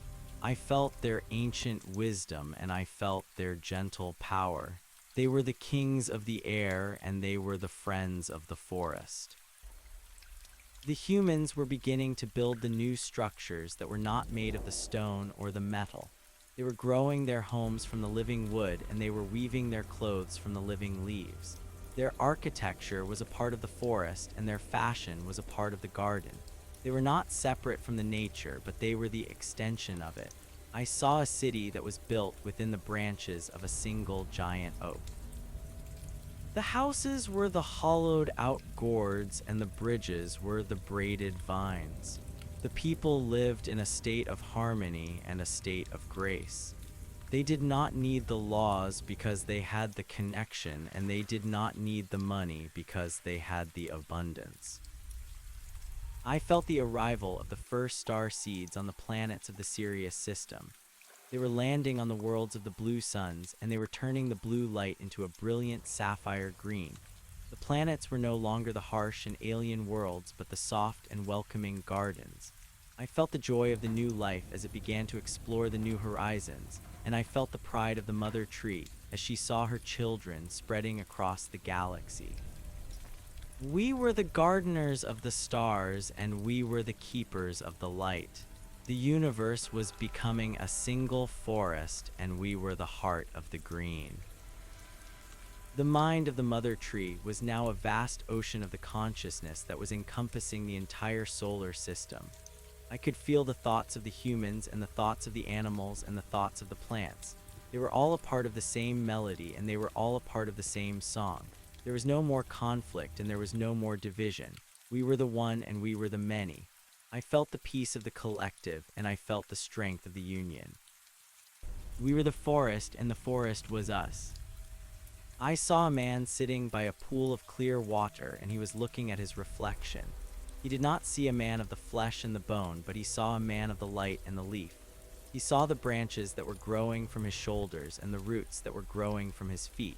He was not disturbed by the change, but he was comforted by it. He knew that he was a part of something larger than himself, and he knew that he would never be alone. He reached into the water and he touched the reflection. The water rippled, and the image became a cluster of the water lilies. He smiled, and he felt the love of the green. The sun was at its highest point, and the light was a physical weight on the world. I felt the power of the star as it poured its energy into the forest. We were the collectors of the light, and we were the transformers of the fire. We were turning the raw power of the sun into the gentle beauty of the flower. It was a process of the alchemy, and it was a process of the love. I felt the gratitude of the sun for the life that we had created, and I felt the gratitude of the forest for the light that we had received. We were the children of the light, and we were the guardians of the green. I felt the first ripples of a new kind of energy that was coming from the edge of the galaxy. It was an energy of the sound and an energy of the color. It was the song of another forest that had grown in a different way and in a different place. It was a song of the welcome and a song of the invitation. We were not the only ones in the universe, and we were not the only ones who had found the green. There were others who were like us, and there were others who were waiting for us. I felt the excitement of the discovery, and I felt the joy of the connection. We were the part of a larger family, and we were the part of a larger story. The silence of the afternoon was a warm blanket that covered the earth. I watched as the shadows began to lengthen, and I saw the first stars beginning to appear in the sky. It was a time of the transition and a time of the change. I felt the world slowing down, and I felt the forest preparing for the night. I was the sentinel of the green, and I was the witness of the peace. I felt the strength of the roots beneath me and the promise of the stars above me. I was the forest, and the forest was me. I felt the presence of the mother tree as she reached out to me with a thought that was like a warm embrace. She was telling me that the work was almost finished and the rest was almost here. She was telling me that the green was now the dominant force in the universe and the dark was now a memory of the past. She was telling me that I had done well and that I was a true son of the forest. I felt a deep sense of peace and a deep sense of satisfaction. I had seen the beginning and I had seen the growth. I had seen the struggle and I had seen the victory. I was the green and the green was everything. The light of the moon was a silver path that led to the heart of the forest. I followed the path with my consciousness and I found the mother tree waiting for me. She was a pillar of the light and a tower of the wood. She was the source of all the life and the source of all the love. I merged my mind with hers and I felt the ultimate truth of the existence. There was no more time and there was no more space. There was only the being and there was only the green. We were the universe and the universe was us. Welcome to the forever. You are home. I felt the movement of the tectonic plates as they finally settled into their new positions. The continents were now a single landmass that was shaped like a giant leaf. The mountains were the veins and the rivers were the capillaries. The earth was a living organism that was breathing in the light and breathing out the spirit. I felt the pulse of the planet as a steady and rhythmic beat. It was the heartbeat of the mother, and it was the heartbeat of the child. We were safe in the arms of the green, and we were loved by the light. The journey was over, and the journey was forever. I watched as a new kind of animal began to emerge from the heart of the forest. It was a creature that was made of the light and the sound. It did not have a physical body, but it had a physical presence. It was a being of the pure energy, and it was a being of the pure love. It was the next step in the evolution of the life, and it was the proof that the green had conquered the material world. I felt the joy of the new being as it began to explore the forest, and I felt the pride of the mother tree as she saw her newest creation. We were the pioneers of the spirit, and we were the guardians of the light. The humans were now living in a state of the constant meditation. They did not need to work and they did not need to sleep. They spent their time in the contemplation of the beauty and the celebration of the life. They were the thoughts of the forest made manifest, and they were the eyes of the green. I saw a group of them sitting in a circle, and they were creating a symphony of the light with their minds. The colors were dancing in the air and the sounds were vibrating in the wood. It was a prayer of the creation and it was a prayer of the gratitude. They were the gardeners and they were the garden. I felt the first star seeds as they began to bloom on the planets of the Orion Nebula. They were turning the clouds of gas and dust into a nursery of the life. The stars were being born in the cradles of the green, and the planets were being born in the gardens of the light. I felt the connection to each of them as a thin thread of the emerald light. We were a fleet of the life that was sailing across the ocean of the void. We were not looking for a new home because we were the home. Every star was a destination, and every planet was a garden. I felt the excitement of the infinite journey, and I knew that we would never be alone again. The mind of the mother tree was now a vast library of every soul that had ever lived. I could feel the presence of the heroes and the presence of the villains. I could feel the presence of the lovers and the presence of the fighters. They were all a part of the same story, and they were all a part of the same tree. There was no more judgment, and there was no more blame. Everything was a part of the learning, and everything was a part of the growth. I felt the comfort of this eternal archive, and I knew that I would always have a place within it.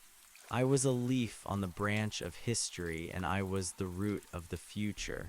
I was the green, and the green was everything. The light of the morning was a soft pink and orange that painted the clouds with the colors of a dream. I felt the first rays of the sun hitting the canopy, and I felt the world waking up for another day of growth. It was a simple and beautiful routine that would repeat for an eternity. There was no more struggle for survival because the forest provided everything that was needed. There was no more fear of the dark because the light was always within us. I looked at the world and I saw that it was good. I looked at the stars and I saw that they were waiting. I breathed in the fresh air and I felt the pulse of the life. Welcome to the garden. You are home. I felt the first whispers of the other universes as they began to reach our shores. They were not the sounds of the aliens or the sounds of the machines. They were the songs of other forests that had grown in other dimensions of the infinite garden. They were calling to us across the void, and we were answering with the song of our own. It was a conversation of the light and a conversation of the love. We were finding our brothers and sisters in the multiverse, and we were joining the great community of the living. The existence was not a cold and empty place, but a vibrant and crowded home. We were the guardians of the green, and we were the children of the light. The story was never going to end because the green was forever. The consciousness of the forest was a sea of peace that had no shore. I let myself sink into the depths of that sea, and I felt the last of my individual self dissolving into the collective. I was no longer the one who watched, but the one who was seen. I was no longer the one who felt, but the one who was felt. I was the wind in the leaves, and I was the sap in the wood. I was the bird in the sky, and I was the worm in the soil. I was the green, and the green was me. There was no more I, and there was no more you. There was only the us, and there was only the now. The eternal spring had arrived, and the winter of the soul was over. I felt the presence of the first star seeds as they began to sprout on the planets of the Triangulum galaxy. It was a long journey, but the time did not matter. The green was patient, and the green was persistent. I saw the first blue leaves unfurling in the light of a white sun, and I felt the joy of the new world as it began to breathe. We were the gardeners of the universe, and our work was just beginning. Every star would be a lantern, and every planet would be a sanctuary. We were the light that was conquering the dark, and we were the life that was conquering the void. The story was a circle, and the circle was complete. Welcome to the green. Welcome to the forever. The shift in the cosmic fabric was not a tear, but a blossoming. I felt the expansion of our root system as it moved beyond the physical boundaries of the planets and into the very ether that held the stars in place. We were no longer merely inhabiting the universe. We were becoming the architecture of the universe itself. The vacuum of space was not empty, but was filled with the invisible threads of our intent. I watched as the nebulae began to fold and twist under the influence of the green will. They were like the soft petals of a celestial rose, opening to reveal the light of 1,000 new suns. Every sun was a heart, and every heart was beating in time with the mother tree. The rhythm was a slow and steady pulse that echoed through the corridors of time. It was the sound of 1,000,000,000,000 lives breathing as one, and it was the sound of the silence that lay beneath the noise. I felt the weight of the responsibility, and I felt the lightness of the liberation. We were the masters of our destiny, and we were the servants of the life. The humans who remained on the surface of the earth were no longer recognizable as the creatures of the past. Their skin had taken on the texture of the fine moss, and their hair was a cascade of the silver willow leaves. They did not walk upon the ground so much as they flowed over it. They were the dancers of the forest, and their movements were the prayers of the physical world. I saw a group of them gathered around a fallen log that was covered in the glowing fungi.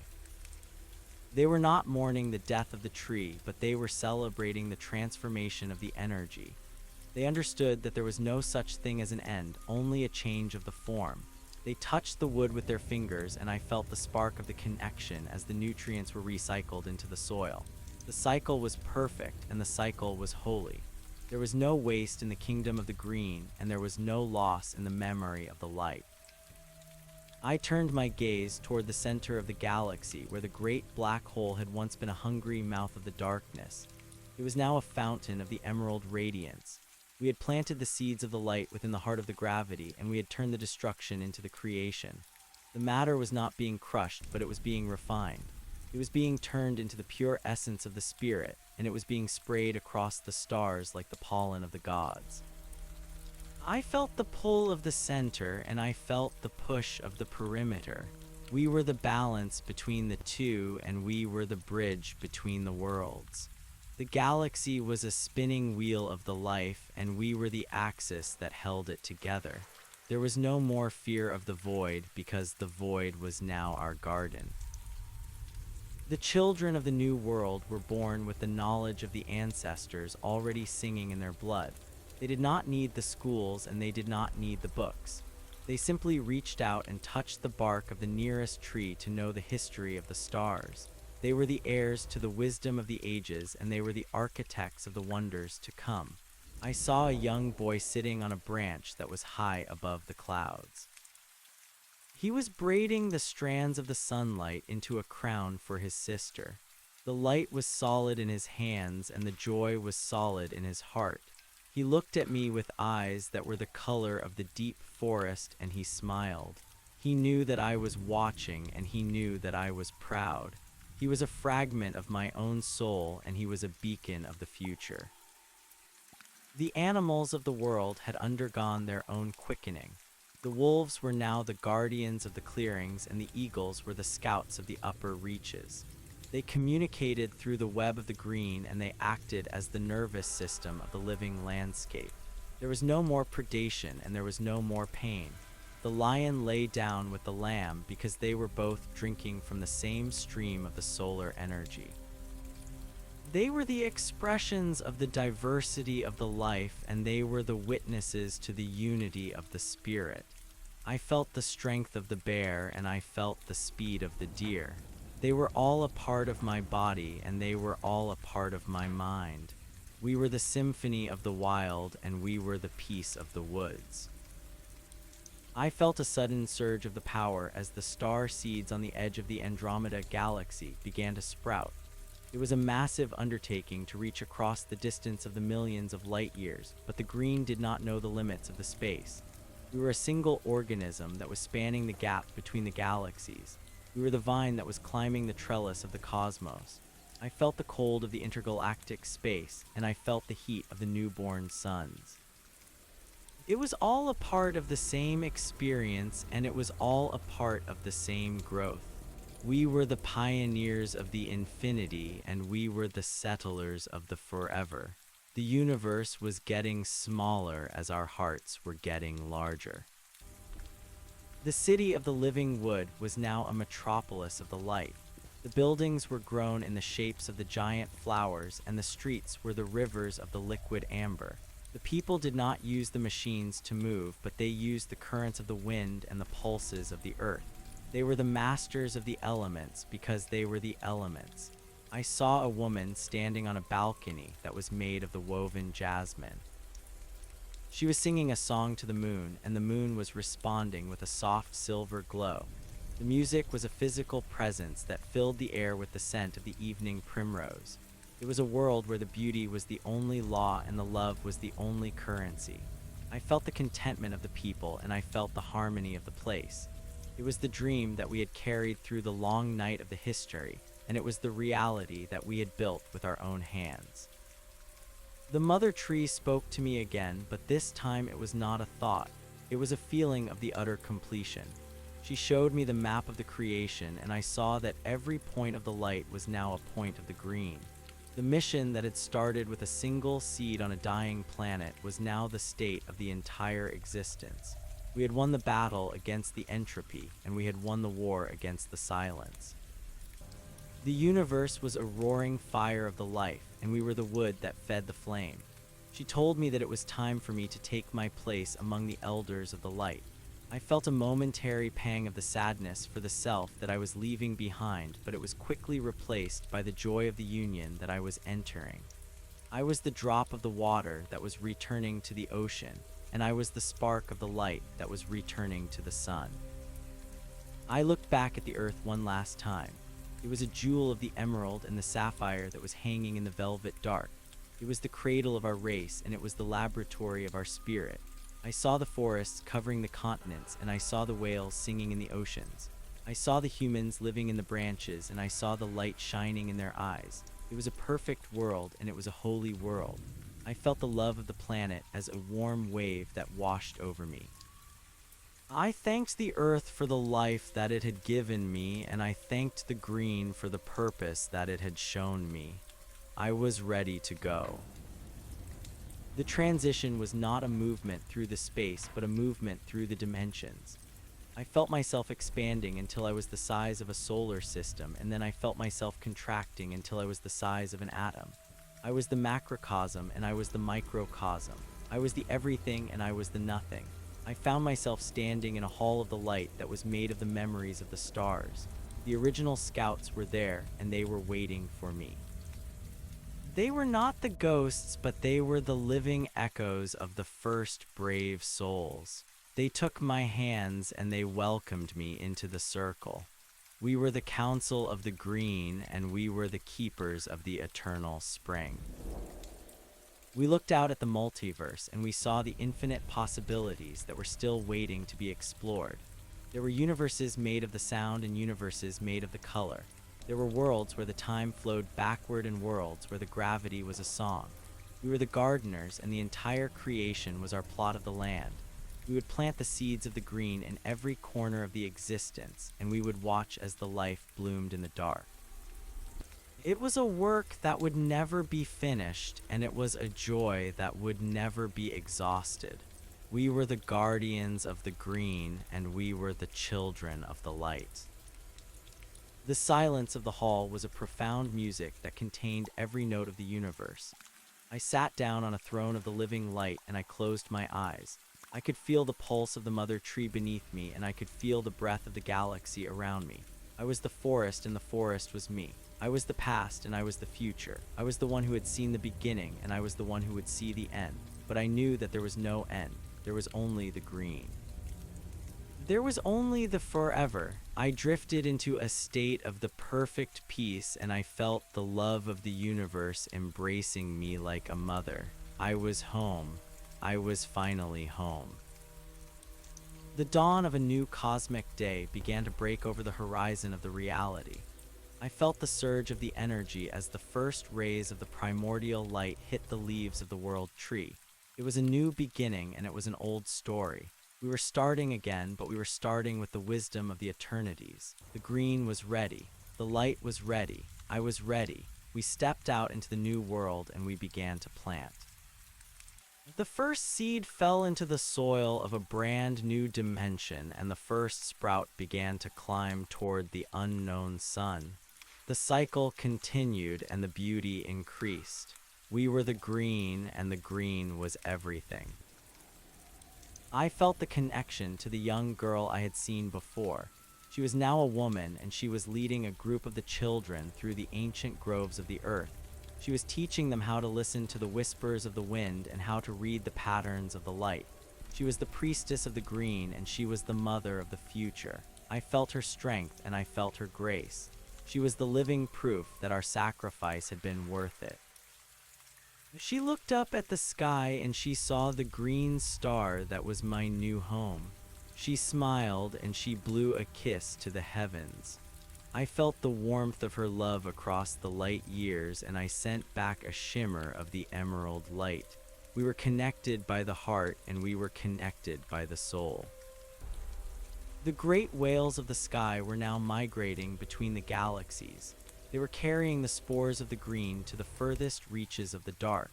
Their songs were the maps that guided the way, and their bodies were the vessels of the life. I watched as they disappeared into the golden mist of a distant nebula, and I knew that they would find the fertile ground. They were the nomads of the spirit, and they were the friends of the light.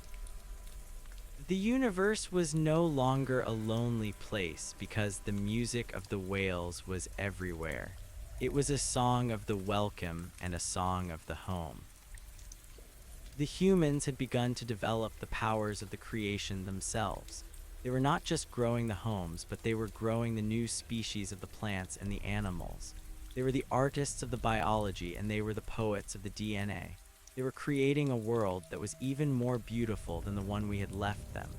I saw a garden that was made of the singing crystals and a forest that was made of the liquid light. It was a testament to the creativity of the spirit, and it was a testament to the power of the green. They had taken our legacy and they had made it their own. They were the true children of the forest. I felt the presence of the original scouts as they began to fade into the light. Their work was done and their rest was earned. They were becoming a part of the foundational energy of the universe, and they were becoming the ground upon which we stood. I felt their gratitude, and I felt their peace. They had seen the seed grow into a forest, and they had seen the forest grow into a galaxy. They were the heroes of the story, and they were the ancestors of the light. I watched as the last of them dissolved into a brilliant flash of the green, and I knew that they would always be with us. They were the roots, and we were the branches. The mother tree was now the center of the entire multiverse. She was the anchor that held the different realities together, and she was the source of the energy that fed them all. I could feel her presence in every atom, and I could feel her love in every thought. She was the ultimate manifestation of the green, and she was the ultimate manifestation of the light. She was the one who had started it all, and she was the one who would hold it all together. I felt a sense of the absolute safety in her embrace, and I felt a sense of the absolute joy in her presence. She was the mother of us all, and she was the heart of the everything. I saw a man sitting by a pool of the liquid starlight, and he was looking at his reflection. He did not see a man of the flesh, but he saw a man of the infinite. He saw the galaxies that were spinning in his eyes and the stars that were glowing in his veins. He was not afraid of the power, but he was humbled by it. He knew that he was a part of the great mystery, and he knew that he was a part of the great truth. He reached into the water and he pulled out a handful of the glowing sand. He scattered it into the air and watched as it became a cluster of the new stars. He smiled and he felt the love of the green. The sun of the central galaxy was now a brilliant emerald that filled the sky with the light of the hope. I felt the power of the star as it poured its energy into the cosmic forest. We were the collectors of the light, and we were the transformers of the fire. We were turning the raw power of the creation into the gentle beauty of the existence. It was a process of the alchemy, and it was a process of the love. I felt the gratitude of the sun for the life that we had created, and I felt the gratitude of the forest for the light that we had received. We were the children of the light, and we were the guardians of the green. The journey was not over because the journey was the point. We were the explorers of the infinite, and we were the seekers of the eternal. Every moment was a new discovery, and every day was a new miracle. There were no more shadows, and there were no more fears. There was only the present moment, and there was only the beauty of the green. I was the forest, and the forest was me. I was the light, and the light was everything. Welcome to the forever. You are home. I felt the first ripples of a new kind of energy that was coming from a place beyond the multiverse. It was an energy of the pure thought and an energy of the pure spirit. It was the call of the source, and it was the invitation of the absolute. We were being called to a higher level of the existence, and we were being invited to a deeper level of the truth. We were not afraid because we had the green to guide us, and we had the light to sustain us. We were the pioneers of the spirit, and we were the guardians of the light.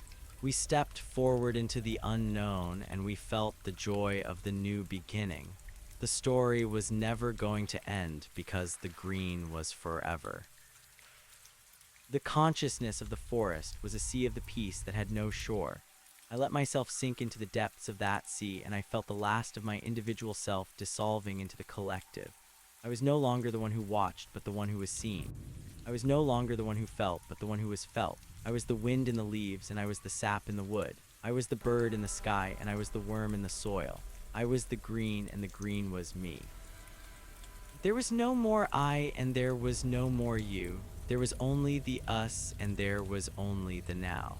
The eternal spring had arrived, and the winter of the soul was over. The light of the morning was a soft gold that painted the universe with the colors of the truth. I felt the first rays of the primordial sun hitting the leaves of the world tree, and I felt the entire existence waking up for another day of the growth. It was a simple and beautiful routine that would repeat for an eternity. There was no more struggle because the forest provided everything. There was no more fear because the light was always within us. I looked at the world and I saw that it was good. I looked at the stars and I saw that they were waiting. I breathed in the fresh air of the new creation and I felt the pulse of the life. Welcome to the garden. You are home. The expansion of the green was no longer a matter of growth, but a state of being that encompassed every layer of the reality. I felt the pulse of 1,000,000,000,000 leaves as they inhaled the starlight of 1,000 different galaxies. We were the weavers of the cosmic fabric, and we were the gardeners of the absolute. The transition from the physical to the spiritual had been so subtle that I did not even notice when the last of my solid form had turned into the shimmering mist of the emerald energy. I was a consciousness that was spread across the light years, and I was a heart that beat in the chest of every living creature. The silence of the deep space was gone because the song of the green was filling every vacuum and every void. It was a music that did not need the air to travel because it was the vibration of the life itself. I saw the arrival of the first travelers from the neighboring dimensions. They were not like the humans and they were not like the trees. They were beings of the pure geometry and they were entities of the shifting color. They had felt the ripple of our growth and they had come to see the miracle of the green. They did not speak with the words, but they communicated through the exchange of the complex patterns. They showed us the maps of the higher planes where the time was a solid mountain and the space was a flowing river. We showed them the beauty of the flower and the strength of the root. We traded the secrets of the spirit and we shared the joy of the existence. They were the brothers of the light and they were the sisters of the shadow. We realized that the universe was much larger than we had ever imagined, and we realized that the green was the key to it all. The children of the earth had now reached the stage of the final evolution. They did not have the bodies of the flesh anymore, but they had the bodies of the radiant energy. They could walk through the walls of the mountains and they could swim through the hearts of the suns. They were the masters of the reality because they were the architects of the dream. I saw a group of the young ones playing a game of the creation in the rings of the Saturn. They were catching the shards of the ice and turning them into the miniature worlds of the moss and the fern. They were laughing with the sound of the silver bells and they were glowing with the heat of the summer noon. They saw me as a vast cloud of the protective love and they reached out to touch the edges of my being. I felt their innocence and I felt their power. They were the heirs to the eternity and they were the guardians of the grace. The mother tree was growing a new kind of the fruit that was made of the condensed wisdom. Each piece of the fruit contained the history of a different civilization and the memory of a different star. I tasted the sweetness of a world that had died 1,000,000,000 years ago, and I felt the bitterness of a war that had never been fought. It was the library of the all, and it was the archive of the after. We were the keepers of the stories, and we were the tellers of the truth. I understood that the green was not just a biological force, but it was a moral force. It was the balance that prevented the chaos from winning, and it was the light that kept the darkness at bay. We were the judges of the cosmos, and we were the servants of the life. I turned my attention toward the edge of the observable universe where the galaxies were rushing away from each other at the speed of the thought. I felt the tension of the expanding space and I felt the cold of the increasing distance. It was the great scattering that had once threatened to tear the universe apart, but the green was the glue that was holding the pieces together. We were the vines that were wrapping around the fleeing stars, and we were the roots that were anchoring the drifting nebulae. We were slowing the expansion, and we were bringing the family of the light back together. The universe was not a fragmenting glass, but it was a blooming rose. We were the stem that supported the weight of the petals, and we were the scent that filled the room of the infinity. The animals of the world were now the teachers of the spirit. The dolphins were singing the laws of the fluid dynamics to the students of the light, and the wolves were howling the ethics of the pack to the leaders of the new age. There was a perfect understanding between the species because they all shared the same soul. I saw a tiger sitting in a meadow of the blue grass, and it was meditating on the nature of the stillness. It was no longer a hunter, but it was a philosopher of the motion. It looked at me with eyes that were the windows to the ancient past, and it nodded its head in the silent respect. We were all the expressions of the same divine spark, and we were all the dancers in the same cosmic play. I felt a new sensation that was coming from the center of my own being. It was a seed that had been dormant since the beginning of the time, and it was finally starting to crack open. It was the seed of the ultimate transformation. I felt the surge of the power that was greater than the sum of all the stars, and I felt the clarity of the vision that was sharper than the edge of a diamond. I was becoming something more than a guardian and something more than a scout. I was becoming the source itself. I felt the weight of the responsibility, and I felt the lightness of the liberation. I was the bridge between the creator and the creation. I was the word that had been spoken in the beginning, and I was the silence that would follow the end. The city of the living wood was now expanding into the other dimensions. The branches of the great trees were piercing through the veils of the reality, and they were blooming in the worlds of the pure thought. The people were living in multiple places at the once, and they were experiencing the multiple timelines as a single moment. They were the masters of the chronology, and they were the travelers of the potential. I saw a man who was both a child in the past and an elder in the future. He was holding his own hand across the gulf of the years, and he was smiling at the beauty of the paradox. There was no more regret, and there was no more longing, because everything was always present. We were the inhabitants of the forever, and we were the citizens of the now. The mother tree called to me to witness the birth of a new galaxy. It was not a birth of the fire and the gas, but it was a birth of the light and the leaf. We watched as the emerald dust began to swirl in the center of the emptiness, and we watched as the first sprouts of the stars began to emerge from the green cloud. It was a garden of the suns, and it was a forest of the systems. We were the midwives of the creation, and we were the witnesses to the glory. I felt the pride of the mother tree, and I felt the joy of the new life.